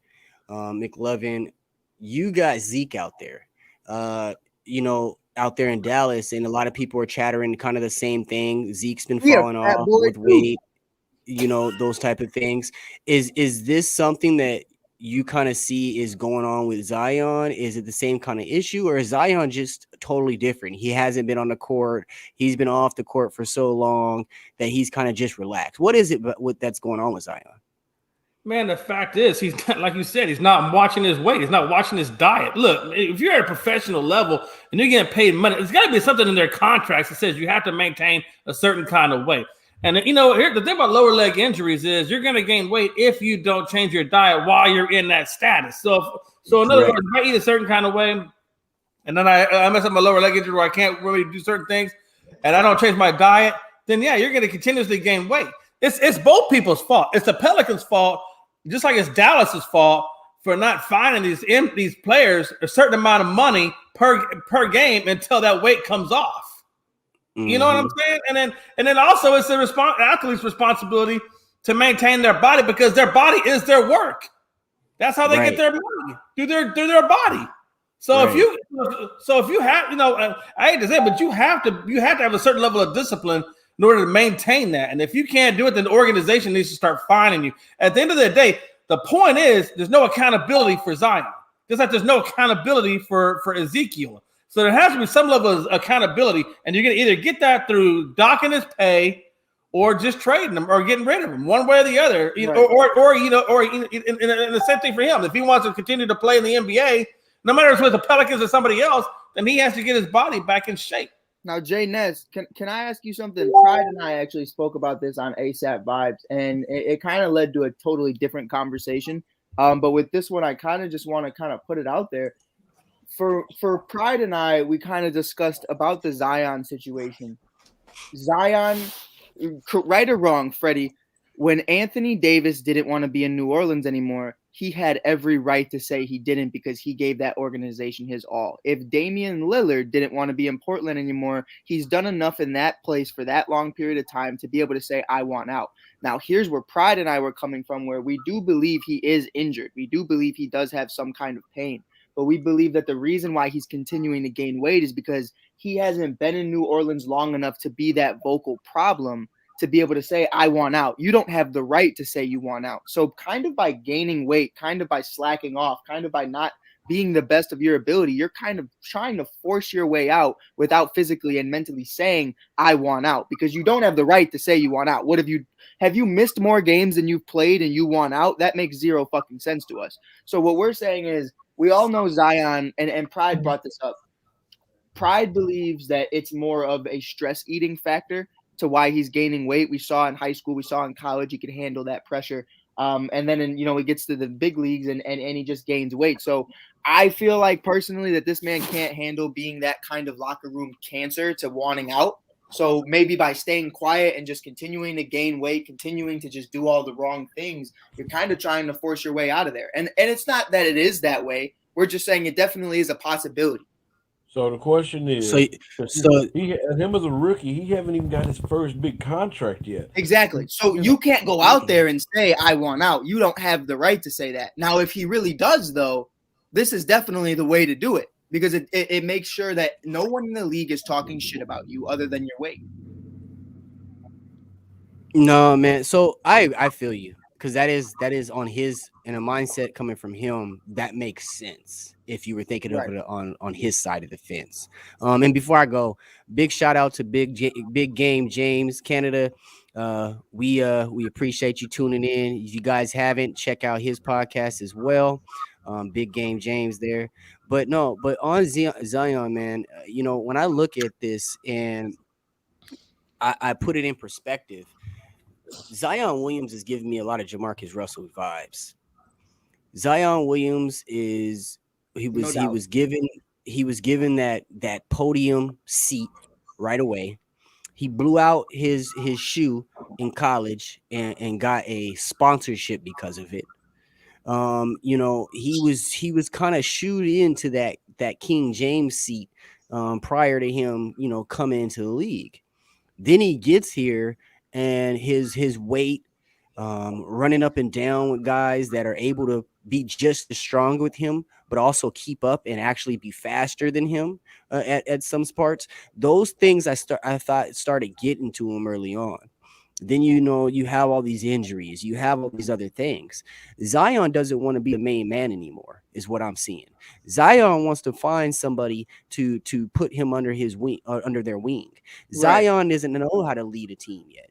He doesn't have it. He doesn't have that skill set here mentally, and that's what it takes to lead a team along into the playoffs and that long 82 game road that you have here in the NBA. So when I look at Zion Williams, I see a guy that's scared, that was put into a place where he wasn't able to perform up to his abilities. They didn't really give him people that kind of bounce or feed off of him. Right. So he wasn't really a part of the offense. You know what I mean, Mike? Yeah. You have Brandon Ingram. Brandon Ingram flows with it.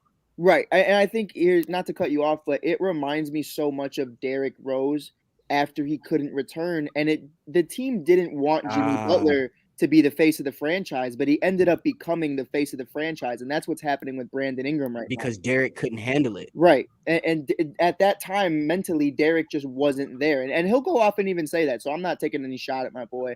No, you're not at all.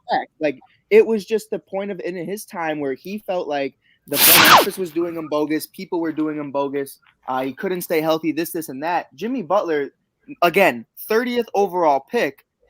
He had no reason to believe that he was going to be the face of this franchise moving forward, and they still moved on with him. So I think at some point, we definitely need to acknowledge you know, this guy is going to become the face of the franchise very quickly. Right. You know, and that's the thing. Somebody in the comments said, you know, who wants? I think it was Nat's dad. He said, who wants to trade for a guy like this? And he's right. Now you got a guy that honestly has put himself in a predicament where he's about to come up looking for a new contract.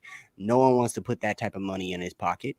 And then you got a team like New Orleans, who is in a position where do they hold on to this guy, or do they go out and try to trade and get something for him, because they gave up a lot to, you know, but be in that place to even get him in the first place. So all right, let's move forward.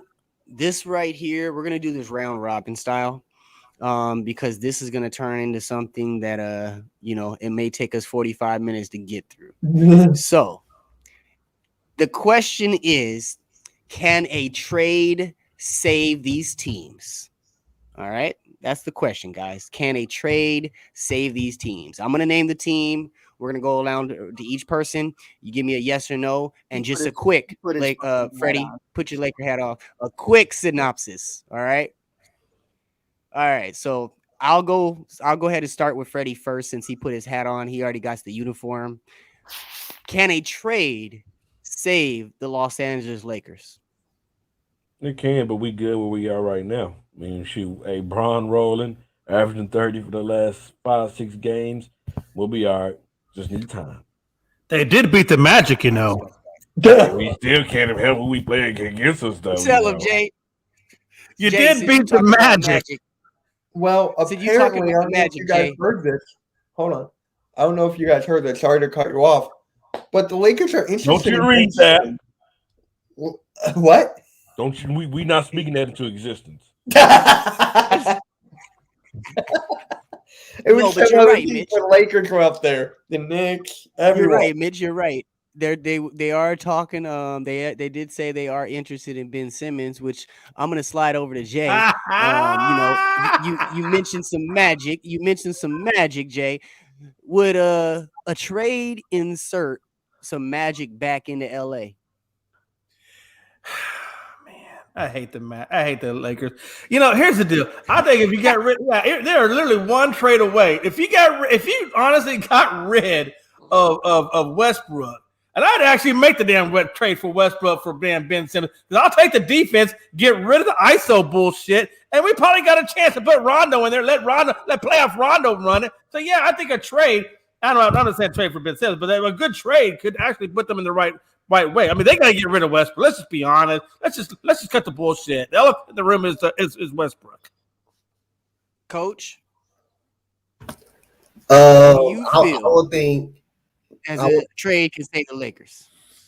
Yes, but I think the Lakers are kind of fine where they're at. But at point guard, Ben Simmons will be worse than Russell Westbrook at point guard. Ben Simmons has to go at least to the forward position or play point power forward. It would not work if Ben Simmons play point guard. Even though, yes, he's a great defender. Yes, he gets guys involved, but he will be way worse because he doesn't shoot. At least Russell Westbrook jacks everything up and shoots and just misses. You'll take your chances on a person just shooting alone. But you will be worse with Ben Simmons at point guard. I think they're fine where they at, but I wouldn't be surprised if they make one little move. I think they're fine. I think they're going to be fine. I think they're going to be more playoff mode ready than regular season more ready. Shout out to my boy Antoine for tuning in. We appreciate you. I'm going to slide over and let Mitch take this one. So, Mitch, the question is, do the Lakers, can they be saved with a trade here? I see the Philadelphia stuff in the background. There were reports today that Ben Simmons is on the Lakers' radar. How do you feel about that? Well, for the Ben Simmons to the Lakers, I love it. Like, I just don't want Westbrook on this team. Like, I just don't want that. That's fair. But for the Lakers, I mean, yes, if they make one trade, they'll be in a better place than they are now. But if you put Ben Simmons on the 4, AD does not want to play the 5. If he plays the 5 and Ben Simmons at the 4, maybe that could work. But AD does not want to play LeBron to be that point forward again.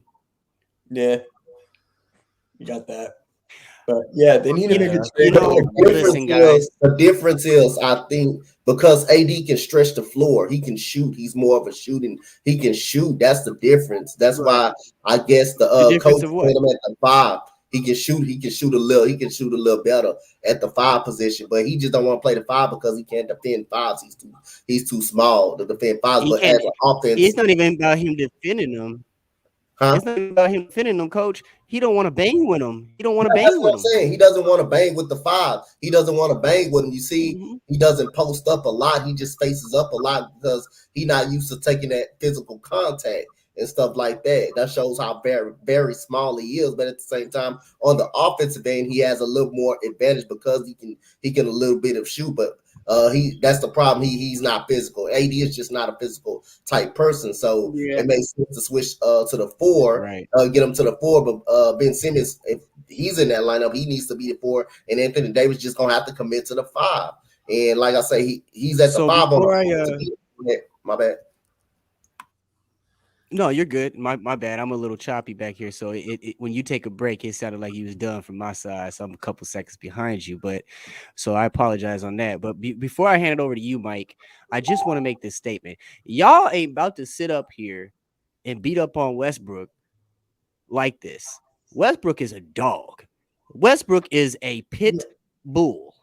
He just happens to be on LeBron James' team that don't play good with other ball handlers. Let's not pretend like LeBron has been like this for the longest time. He don't play good with ball dominant point guards. We've seen it a couple of times. What are you talking about? You've seen it a couple of times. I hate to agree, but which one? Maybe ball dominant point guards aren't the right ones for this team.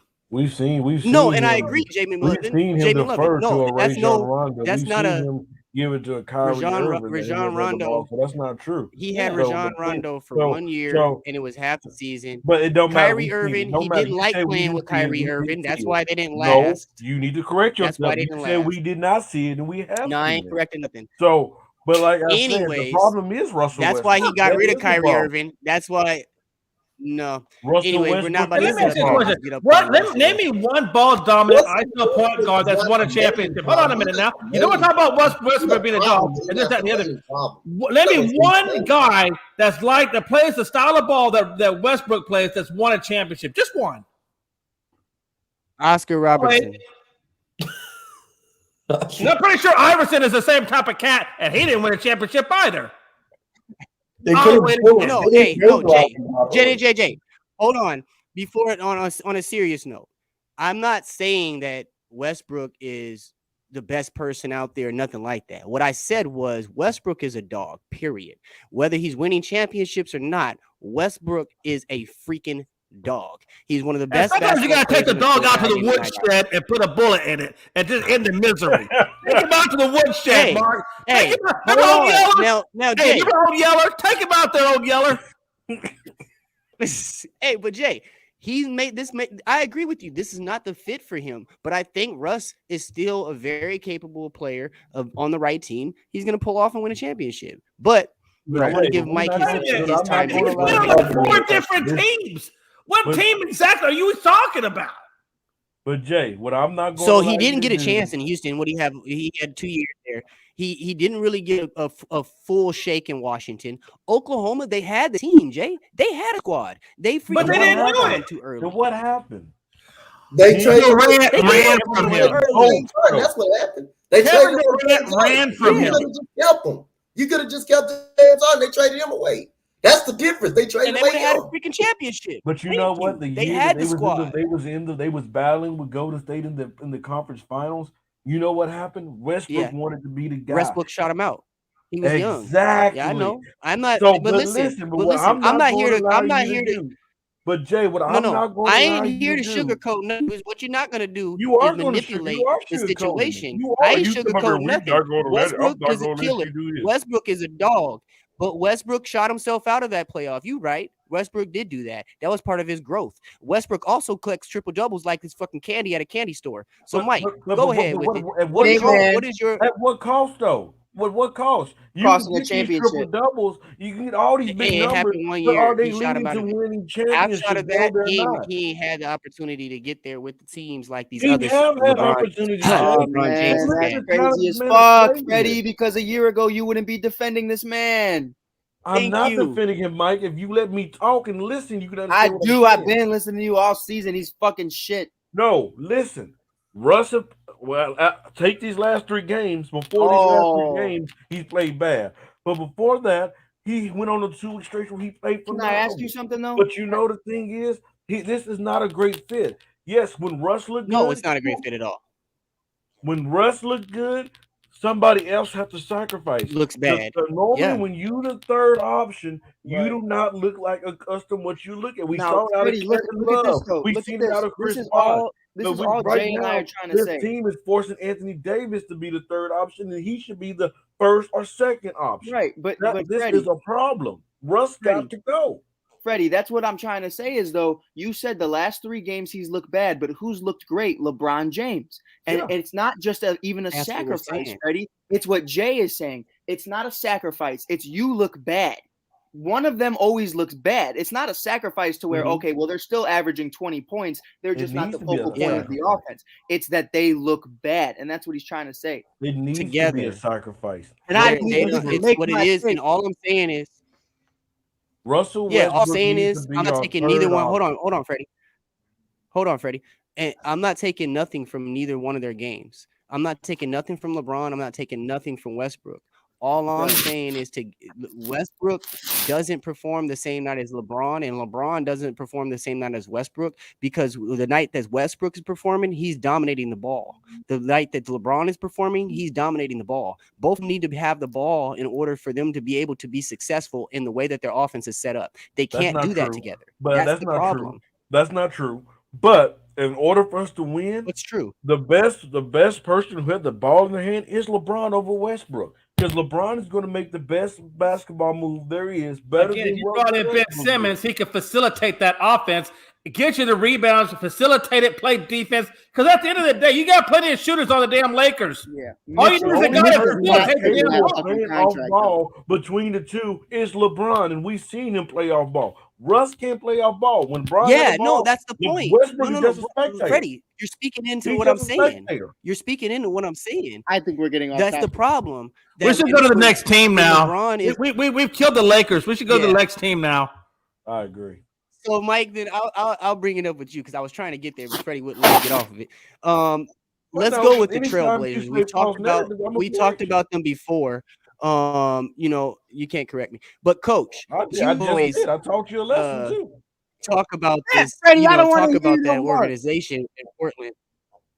Yeah, we always talk about the Portland Trailblazers being a horrible organization. You've said it many times, Coach. But can a trade save them? And if so, is it CJ or is it Dame? No, a trade can. Hell no, a trade can't save Portland. No matter what trade they do, it's not saving Portland. It's not gonna save them. Fact that is it going to make them better in the Western Conference than the Lakers?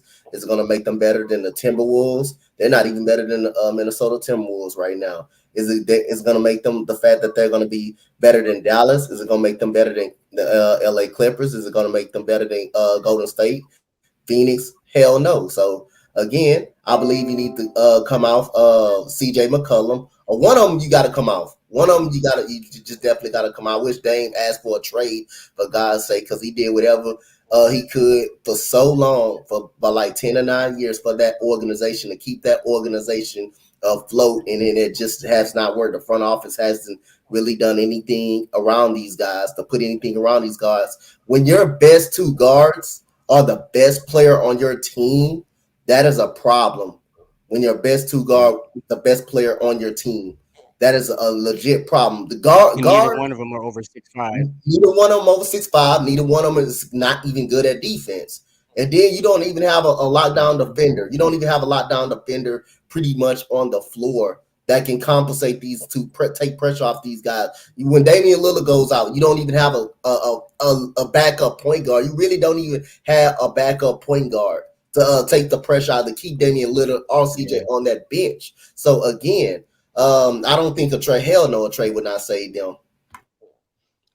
So with that being said, Mike, I'm gonna swing it over to you. You heard the coach's points there. I mean, they did have the Anthony Simmons experiment that hasn't really panned out. They let Zach Collins finally walk. They got rid of Carmelo. What's up with Portland? Will the trade save them? Gary Trent Jr. was basically probably one of their best players that they had, and they let him go. They trade him. Yeah, that was tough. That was pretty tough. And then you take a shot on Covington, and Covington's not anything they wanted him to be. My biggest thing is what makes this one so different than the Lakers. And I didn't get a take on the Lakers because Freddie wanted to go off about how much he loves Russ. But Mike, answer Jay's question. It's definitely, first of all, who the fuck are you talking to like that? Anyways, yeah, logging off. But you still here. It's definitely one of those things though where I feel like with the Lakers, you definitely could do one or two trades and completely be back in contention. But with Portland, you're over a year into this now to where you're behind. You should have been blown up this team. This should have been something that should have been done. You could be miles ahead of yourself right now if you just went the OKC route and said, fuck it, we want all of the picks. That's perfectly fine. Like if LA goes out tomorrow and gets Karis LeVert and Miles Turner for THT and someone else, I think you're in a beautiful place. Now, if Portland does it, I don't think you're any better off. I think you're still going to be an exit in the early rounds. I don't see it getting any better. So honestly, right now, I think the best thing for Portland, and to answer your earlier question, I do think LA makes a trade with Indiana. I think they're in a great place. I don't think they need Ben, but to McLovin's point, it's great defense he'd be bringing to the game. But for Portland, man, I would just try to get exactly what you can get. And, obviously, because you've waited so long, there's teams like Indiana offering Sabonis out there, and you still can't get him because now Dame's over the age of 30. Dame's over the age of 30. He's been banged up with his abdomen and his knees and his hands. CJ McCollum has more back surgeries than my grandma, and she's 89 years old. That's fucking insane. Like it's definitely something to where you just have to kind of bite the bullet and just do it now and just hope you can get what you get for him. If you can get him to it sounds bogus. If you can get something from the Kings, if you can get something from these lottery type teams, I think you definitely take a chance on that because sending them the contenders. There's a lot of chances. There's a lot of players out there like that. You're right, Mike. Right. And if you send him, let's be real. If you send Dame to LA, if you send Dame to Boston or Miami or Chicago or New York or wherever you send him, that pick is going to be dog shit. So you better be getting good players in return. And honestly, out of the Knicks, who are you getting? Obi Toppin? Emmanuel quickly, that's not your fucking future. So you're Kemba Walker, right? You're late to the party. It's not gonna work no matter what you do. So you might as well just bite the bullet now and go in full in tank mode. Because if you don't end up with a top 3 pick this year, you're fucked. Yeah, I agree. McLovin, same question to you, man. I mean, we've heard it from Coach and Mike. Is it more of the same coming from you? Yeah, I would say that they need to go to reset mode, man. I think Damon's on the table. I think the whole damn team's on the table, and they need to start gathering up picks, and to Mike Hughes' point, go to the lottery teams, baby, because that's where all the good picks are. Right, all the picks are with the lottery teams. I mean, even if you could go to like a Lakers or a Bulls or a Knicks or somebody like that, try to trade for. Like you said, I mean, do you really want the players? No, because the players are probably going to be already well into their primes. By the time your team comes any good, they're past their prime. So don't worry about trying to get the good players. Go for the picks and start the team young, and then you're going to be straight.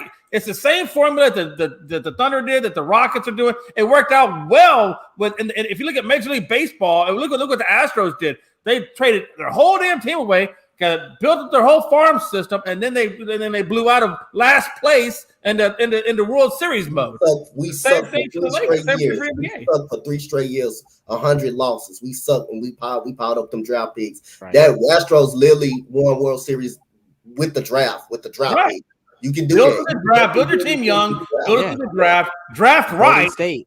Draft right. Golden State. Draft right. Yeah, Freddie. Same question to you, sir. Is it more of the same coming from your direction? Yeah, the only way they can save him with a trade if it's Giannis Antetokounmpo, Kevin Durant, LeBron, somebody like that. Not happening. Nobody wants that old LeBron. LeBron's old as hell. Nobody wants LeBron. But he's Okay, averaging 30 points the last 6 games. Okay, I got you. I said young players, Fred. Young players. Jay and young. The key word there is young. Your Houston Rockets are dead. Okay, so shut the hell up. No, there's a difference. Your team is dead because you didn't draft or you didn't trade right. My team is a rebuild. There's a difference. I'm asking you one question. I'm gonna be done with it. If the playoffs end of the day, is the Lakers in the playoffs? Yes or no? That don't mean no damn difference. Yes or no? If the season is over, are they a playoff team? We not expected to be in a playoff. That's crazy as fuck though, because Freddie always tells me. Let's move on. Let's move on. There's a damn difference. There's a difference. Hold on, Jay. Hold on. So I'm talking about the Blazers. That's like you want to jump on me. Freddie, your points get more ridiculous. That's where we're at now. That's where we're at now. If the Lakers make the 8th seed, it was a victory. So now moving on again. Let's make this a little bit quicker for time's sake. Hell no, we're in the 6th seed. I ain't saying Dallas. All I'm saying is he want to jump on me. If we was in the playoffs, the playoffs in the day, we was in the playoffs. I wasn't even talking about the Lakers until you brought it up. I just can't wait to get kicked out of the first round and we can stop hearing all the crap about the Lakers. And it's going to happen. Deja vu, Mo. Go watch the movie with Denzel Washington. Deja vu. Go get you a time machine. Go back to the very beginning when you can screw up all them trades all over again. And maybe you can fix it. But you don't have a time machine. So you're stuck with what you got. Well, next topic. Right. So Dallas. I'm going to start with you, Mitch. Dallas. Can they be saved with a trade? Dallas Mavericks? Go ahead, Mitch. Yes, the Mavericks. For the Dallas Mavericks, I feel like they need another starter going along with Luka, but I know Kristaps, from what I've been hearing, he's been doing like his job, but they need another piece to go over that hump and help Luka. So I'm going to say yes. Okay. Mike, same thing? Fuck no. It's one of those situations, bro. Kristaps I'm sorry, I'm gonna say it. We don't personally attack people here, but Kristaps a bitch. Like point blank, period. Like what Kristaps Porzingis was supposed to be versus what he is now is one of the most disappointing things I've ever fucking seen in my life. Like it is without a doubt the worst mentality he has. Oh well, you're not giving me my shots. Well then fucking make some and I'll give you more. Like that's just how it works. That's how it works. If you go out with a girl, if Freddie goes out with a girl last night and the date goes well, hey, she'll hang out with you again. If he shits the bed, guess what? We're probably not going to see you again, bud. Like, that's just the reality of things. That's the reality of life. Luka Doncic isn't giving me the ball. That's because every time you get the ball, you either break your fucking kneecap or you break the scoreboard because you go 0 for 10. Like, that's just the reality of it. You need to get this money off because we all know Mark Cuban is one of the most wealthy men in this league. He has all the money in the world. He is a billionaire. He can afford to bring in guys. The problem is you need to understand what you're doing as an organization. You are damn near Portland. You just have a younger future, and that being Luka versus Dame. You are in the same situation, though, where you understand at the end of the year, you're going to get bounced because your number 2 guy isn't good enough to take you over the hump. Luka has problems with the guys in the locker room because he doesn't trust them with the ball. You know, your best guy, honestly, outside of Luka. Porzingis. Right. Your best guy is Tim Hardaway. And that can't happen. That cannot be your option. It's no shot at Tim. Tim's great at what he does. He's definitely like a true Holiday type of guy for a championship type team. He's definitely that third option who can facilitate the floor. And even that's a stretch. I don't know how much I'd believe in that. But it's definitely possible. Now, my biggest thing was always I wanted Giannis to go to Dallas. I wanted Giannis to go to Dallas so bad to team up with Luka. I thought that would be beautiful. And now that ship is sailed. So I really don't know what to do. That's going back to the old LeBron thing. Right. But it's definitely a situation where I think you understand what you have with Luka. I think you need to sacrifice a couple years just to build something around you, because can anybody on this panel name a young guy other than Luka Doncic on this team right now? I simply can't.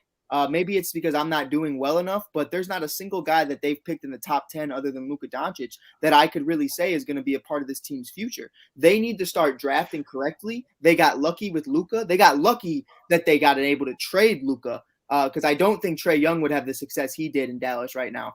But it's definitely something where one trade, I don't care who you fucking get. If it's not Sabonis, Turner, and LeVert, it's not going to be a difference maker. What about Brunson? I mean, he's got like the championship experience. Yep, I like Brunson. He's got all that stuff. For a 6-man, I'll take that. Right, and that's he can throw starting point guard when you need him. Right, and Bronson's situation is a little different though because they just got some underachieving players. Right, and that's one of the biggest things. No, I was just gonna say, Mike, they just got some They just got some underachieving players with Finney Smith. Kebler's stepped up a little bit, but they just got the Trey Burks, the Frank Nicolinas, those type of guys that are just underachieving. So the roster just needs to be revamped. This is the same team. And this is the same team that almost took out the Clippers last year. Right. And no, but did they though? Exactly, Jay. So we got to take that into perspective. Was it Luka or was it the actual team overall? Because the overall team is the reason why they fucking lost that series.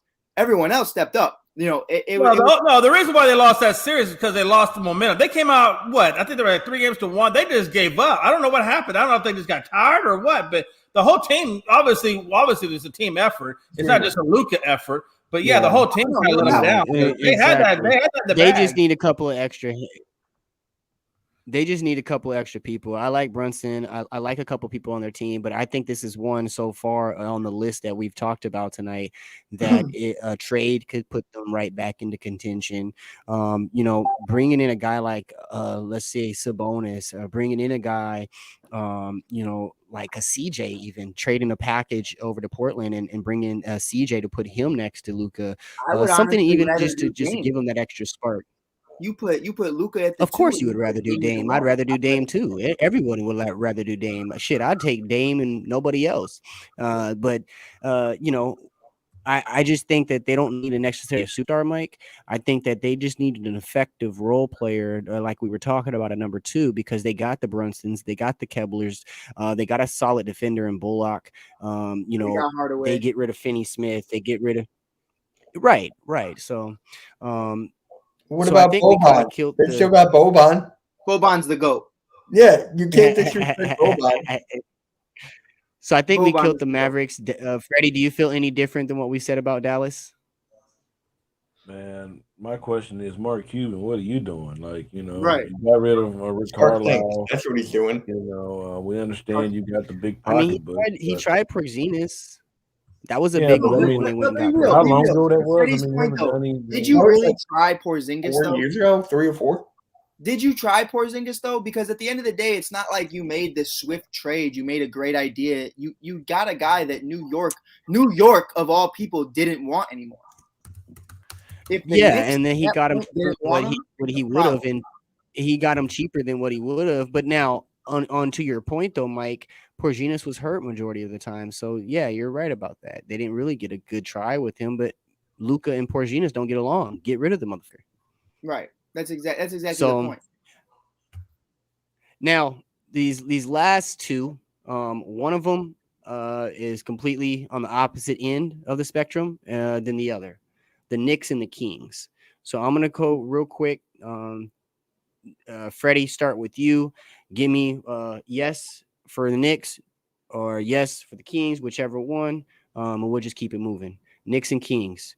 Will trade help? It's time for the Kings to shake it up, so I'm going to go yes with the Kings, no with the Knicks. Too early. But depending on who they can get, though. Put it that way. Okay. Mike. I'm going to say no with the Knicks as of right now. I don't think anything's really changed. I think Kemba, you just got to eat that. But with the Kings, I think it's interesting if you can move Bagley. Again, Bagley's so young. And that's exactly what guys like Indiana and the Rockets and Portland are looking for right now. If you could bring in a CJ, a Sabonis, or something along those lines for picks and Bagley, I think you already have Freddie, we all know your love for Buddy Hield. We all know De'Aaron Fox is a dog. If you can bring in a Sabonis to actually lead those young guys, I think you have something special to work with. You just have to get a coach to be able to handle them. So I would say yes for the Kings, depending on what it is. If it's moving Buddy or Fox, no. If it's moving Bagley and Picks, sure. Coach. Yeah, I'm gonna touch on Mav situation first. I'm gonna say with a move, I believe that can happen, but I want to give like on Mike's perspective on Porzingis. Definitely 1000% agree. He complained that he wanted out of New York. You bitched about you want out of New York. Now you got it. If you're gonna bitch about Luka not giving you the ball, how about get out there on the 3-point line, make a damn shot when you're wide open? Right. How about if you see a mismatch, get your ass in the post? How about if you can do that? How about rebound better? But most God for say what you should be doing as a 7'3" center. How about stay on the goddamn floor? How about do that before you start bitching about a basketball? How about just stay on the floor? And they're one move away. And I don't blame Luka. I don't blame Luka for this team downfall because he competed each time he went in the playoffs. The team just really not that good enough in the Western Conference right now. So with one move you can shake it up. But if Porzingis gonna complain, play better, stay on the court, learn how to stay on the court, learn how to stay healthy, learn how to make a shot, learn how to take advantage of mismatches, learn how to rebound the ball better, learn how to protect the rim more better, and then you can stop complaining. Right now he got no nerve to complain. Anytime he got no nerve to complain. So with the Kings, it depends on what move. You got Indiana blowing their team up. If you can get a Miles Turner for Marvin Bagley, or you can get a Sabonis. Can be Sabonis. I think you can be fine. To me, Sabonis is key. Yeah. I'm not taking Miles. I'll leave Miles where you at. Yeah, I mean he's in trade packages too. I kind of like Miles. I think he's fine, but Sabonis is the better player. Sabonis is the better player. So if you can get him, that's even better. Marvin Bagley, I don't think he wants to be there. He's young. He can't stay on the floor. But if you can pull Sabonis, which is better than Miles Turner, then you find. I'll tell you something about Bagley. I'm gonna tell you something about Bagley. I don't feel like I don't see the enthusiasm. I don't see the drive in him. I don't see that lion in him that wants to play basketball. Yeah. And I'll tell you second on that. Let's take a step back and look at Marcus, who's at ASU right now, and I kind of see the same thing. I felt like he was just going through the motions. I felt like both the Bagleys coming up, they were shoe-ins for the NBA, and then now that what's his name is at the Sacramento Kings, I just don't feel like he's working as hard as I seen him, prior to him entering the NBA, and with that being said, I think the Kings, they're one of the few teams that I would definitely jump in and start moving around what they got, to show that, they're stuck in there. Yeah. But again, Sander, I think the Kings have a couple of really nice, bright spots on their team. They had the Barnes, they had Fox, they had. Oh, I get what he's saying. Okay. They had Hield. Right. They just need to add a couple more, and I think they can actually be a competitive team in the Western Conference, especially with De'Aaron Fox at the captain of the ship. Right. Now, New York, I'm going to take it a totally different way. New York has the pieces and the means to make a meaningful trade and put them in the top echelon of this NBA right away. I think they could trade for Ben Simmons right now if they wanted to, without giving up a lot. True, but I don't trade for Ben Simmons in this situation. No. If I'm the Knicks, what position would you say, Mike, that they need help at? That's why my biggest thing right now, I feel like defensive liabilities rely a lot on the Knicks right now. Emmanuel quickly gets beat a lot. Derrick Rose, I love, but again, when he's coming off the bench, he's only so much he can do. Julius Randle's kind of taking a step back.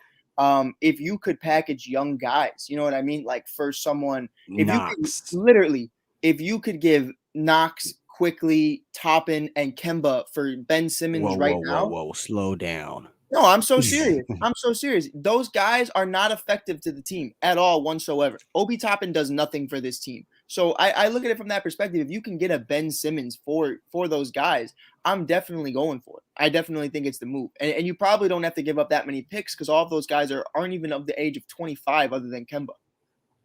Very true. Very true. Now, I mean, but when I look at this, there's a guy named Christian Wood out there that if you could put Christian Wood next to Julius Randle, this team would be spectacular. Where do you put Christian though? At the center position, Noel comes off the bench. Now you got a formidable Robinson though. But see, now that's another thing though, Mike. We're talking about Mitchell Robinson isn't starting right now. They got Noel starting. Right. That's my thing though. Like with that money, are you packaging Robinson as well, or are you just Actually, I'm actually gonna go ahead and package Robinson for something else. I'm gonna call Boston. I'm gonna call Boston. Right. I'm gonna call somebody that's big, that's needy of a big, and I'm gonna go there. I mean, look, you have Kemba Walker. You got Wayne. You got Selden, who will be a good pickup for a contender. You got Gibson. I would keep Gibson. And honestly, I like Mitchell Robinson on that team. So I'm going to go Noel. He's expendable.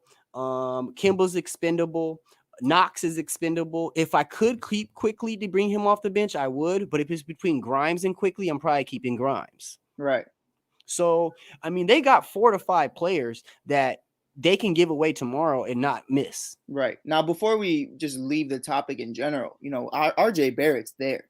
Are you taking a chance on Zion Williamson? Hell no. You don't want to redo that? You don't want to rehash that? No, I got Julius Randle. I mean, yeah, you definitely do. But I mean, I think you could at this point in time, Jay, you could put Zion at the 4, the 5, the fucking 6, wherever you want to put him. He fits it because he's every size. You know where I'm putting my Zion right now? On the treadmill. Probably should. On the bike. I'm gonna take a little clip from back in the day when Dennis Rodman was riding the bikes on the sideline. I'm gonna say that's what you gonna do. That's what you gonna do. Right, coach. That's what you gonna do. You know what I'm saying? But no, I just honestly think, with that, that really just would really amp them up into it, Right. So we've been on here for about 2 hours, 20 minutes. So we're gonna go through a wrap up real quick. But before we get to that, I just have to make light of probably one of the most historical UFC victories over the weekend. Yes, with Pena submitting Amanda Nunes to become the champion. I mean, did you watch that fight, Mike? I didn't get a chance to. I was with my girl, but I was watching the highlights the entire time, and you should have seen my fucking face when I got the notification that she won. And I was like that early on, I was like, that's fucking insane. So yeah, it was congratulations. It was an amazing fight, and it's one of those dog stories that will be told for a very long time. And this could be entering a new whole era of the sport because 1000%. Traditionally it's 3 or 4 people that you talk about, especially in the women's category. That's no shot. Yes. But it's just the fact that not a lot of people give them the light of day when, in my opinion, I love watching the women fight 10 times more than I love watching the men fight because they do the cheapest of cheap shots, and I love every second of it. But yeah, I think Pena definitely brings in a different atmosphere of saying, there's people just like Conor McGregor coming out of nowhere and building an entire enterprise on it. So we could right. If she capitalizes off of this, I think that's something awesome. Jay, you bet 200 on Pena and got 1K off that. Yeah, bet. I was gonna make I was actually gonna talk about that, Sander. This was Vegas's worst nightmare. I mean, anytime you plus 800, plus 900, plus 1,000, you know what I mean? And they pull it off. This is a Vegas nightmare, Sander. They were out there rolling in their graves. For the sport, though. That's great for the sport. Oh, yeah. Oh, yeah. Oh, yeah. And that's the other thing, too, though. Mike, when I look at the UFC needed it. Amanda Nunes, as great as it is to see the dominance, there wasn't anyone that we were looking at like, man, they're gonna go in there and whoop Amanda's ass. Right. No. Remember when Holly Holm knocked the fuck out of Ronda Rousey? That that was the biggest I've seen women's UFC go down in the longest of time. Right. And that was great for the sport. Now, Holly didn't continue that success, but her name always bought tickets and sold tickets, and people bought the pay-per-view because that's the bitch that knocked out. I didn't mean to call her that, but that's how people talk. They go, "Oh, that's the girl that knocked out Ronda Rousey." You know what I mean? Like they put a brick in. Then now they know that she carrying around a brick on that hand. Right. And it'd be like, "Oh, that's the motherfucker that did my girl bogus. Let's see if she loses this fight." No matter what, people are gonna disrespect her, but they're still gonna pay for the ticket. Right. Okay, Sander, I see you out there. I'm gonna have to hit you up, Sander, for them for the UFC lines, huh? No, but that's really it was really a big fight, and hats off to Charles as well. Oliveira did his thing again. And again, Juliana Pena knocking out Amanda Nunes, probably to me one of the biggest victories in UFC history, if you ask me. That was fantastic to see. Hopefully we don't have to wait too long to see her get back in there. And I think Amanda Nunes is gonna revenge it quite abruptly, whoop her ass the next time. But that's just me. Coach, before we get up out of here, do you have anything would you would like to say before we sign off? I would like to say and I'm impressed the way the growth of the Houston Rockets and how well they've been playing. He lost a tough game to Milwaukee when Giannis was just basically too much for him. He lost a tough, close game in Memphis, and I just like the way this team is progressing right now. We're 8-18. Everybody knew we was going to come in the season struggling. We're not going to be a playoff team, but the biggest thing I want to see is improvement and progression with this team, and that's what I'm seeing. And Steven Silas starting to put out the right rotations. Josh Christopher is better. Is a dog. He should not be going back to the G League. Alperon Şengün, man, that guy can play some ball, man. That guy's a big guy. That guy got post moves. He can pass. The guy is very good, man. So I got to give a shout out to the Houston Rockets. And they was able to recover pretty well after the James Harden situation. And James Harden has really been inconsistent in New Jersey, in Brooklyn. Caris LeVert, everybody thought we should have kept Caris LeVert, but hey, he's never on the floor like that. So I got to give a shout out to my Houston Rockets, how well they've been playing, and it's how you lose. I mean, if you're gonna lose because a team is better than you, but you're gonna lose fighting and competing. You can't go out there losing like you're not competing, and that's one thing I like about the Rockets. They going out there, they're competing, they're not losing they're losing these games close. If you're gonna lose, you lose because of the team is better than you, and that's what Memphis and Milwaukee was. They were better than the Rockets, and I can live with that. If you're better than me, I can live with that, and I'm proud of the way the Rockets are playing right now. Yeah, that's definitely real. The Rockets are playing well. I mean, they're living to me above their expectations. Sander, you guys heard it. Sander had put in his claim. He's claiming it now. He says, you heard it here first. Pena will be victorious in the rematch against Amanda Nunes. So we're going to have to see that one. Sander, I might have to have you on here for watch along or something with that one. You know what I'm saying? Mike, before we get up out of here, anything you want to say? I just want to say, man, you know, it's always a pleasure being on here, and it's always a pleasure having conversations with you guys. Real quick before we go, I do think it is important for us to let everybody know where you can find all of us. You know, there's a lot more shows than just this. You know, I know everyone's busy. I know everyone on here, you know, they definitely don't get a chance to watch our night shows, but you can definitely watch me every single night on the ASAP network, pretty much, other than Saturdays. Sunday at 9 o'clock Central Time on the Touchdown Crew. Monday at 8 o'clock Central at Real Talk. Tuesday is ASAP Vibes at 6 o'clock, if I'm not mistaken. Just Say the Truth is on Wednesdays and Fridays at 8 p.m. Central. Real Talk is on Thursdays and Mondays. That is also 8 p.m. Central. Saturdays, if you want to come see me, you can come find me somewhere else, but it is not on the ASAP network. Jay, Dante, if you could let anyone know where they can find you guys as well, because there's a lot of places and other great shows that you guys can find us. Yeah, man. Like you can find me pretty much everywhere, all over. I'm not a rest the type of guy. I love the work, man. So Again, you can find me right here, ASAP in the morning. I got a new show coming today. Me and my boy Eric on the Spotlight Sports Network. It's called Spotlight Path to the Draft. We're gonna be covering the whole draft, the NFL draft throughout the whole draft. And you can also find me at the Fadeaway Podcast on the Spotlight Sports Network. The 7200 Seconds podcast on every Tuesday night. Fadeaway every Wednesday at 6:00. You can also find me on the College Morning Show on here as well. You can find us at the Spotlight Sports Network on Sunday every morning when we pick the games and stuff. You pretty much can find me everywhere. I'm never resting. I'm never sleeping. I'm always working. Definitely. Before I get up out of here myself, I just want to take a second as well and shed some light on the amazing guys that we have over here at ASAP. As you see Coach Dante, Trey was on here, Greg was on here. We have so many people that we've incorporated into the network here most recently. Today, we have a hot lineup, as Mike was telling you. We have plenty of shows out there.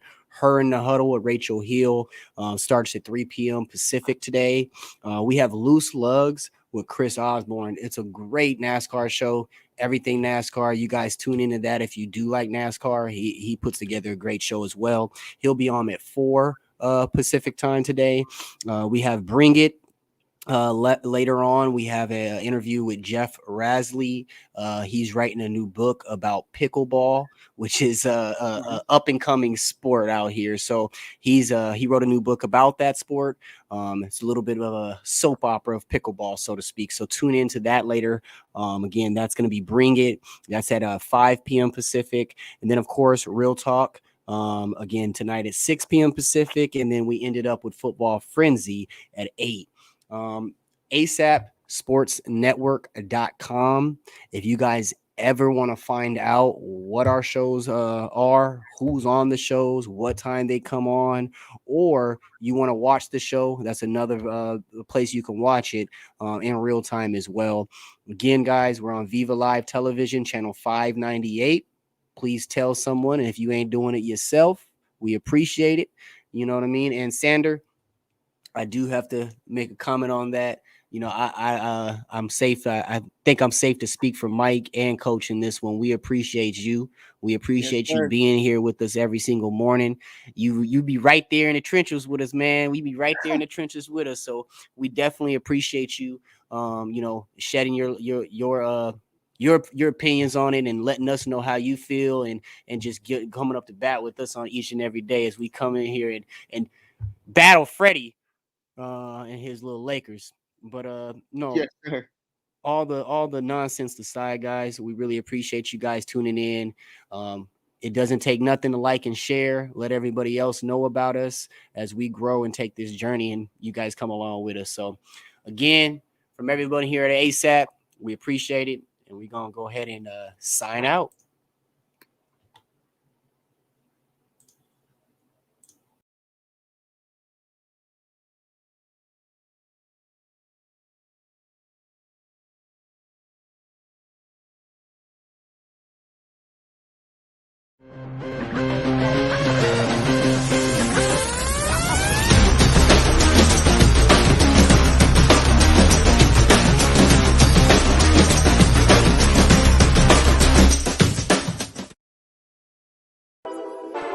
Whole sports all plays. Whole sports all plays. Whole sports all plays. 365, we making a plays. You talking the game, get you through the days. We're high in the court, the dime in the lane. Variety, topics, living the same. All presentation, sports information. In the airways, taking the nation. Sport all plays, they working your faces. Grace at the field, so tie the laces. Whole sports all plays. Whole sports all plays. Network. We on top of our game. Whole sports all plays. Whole sports all plays.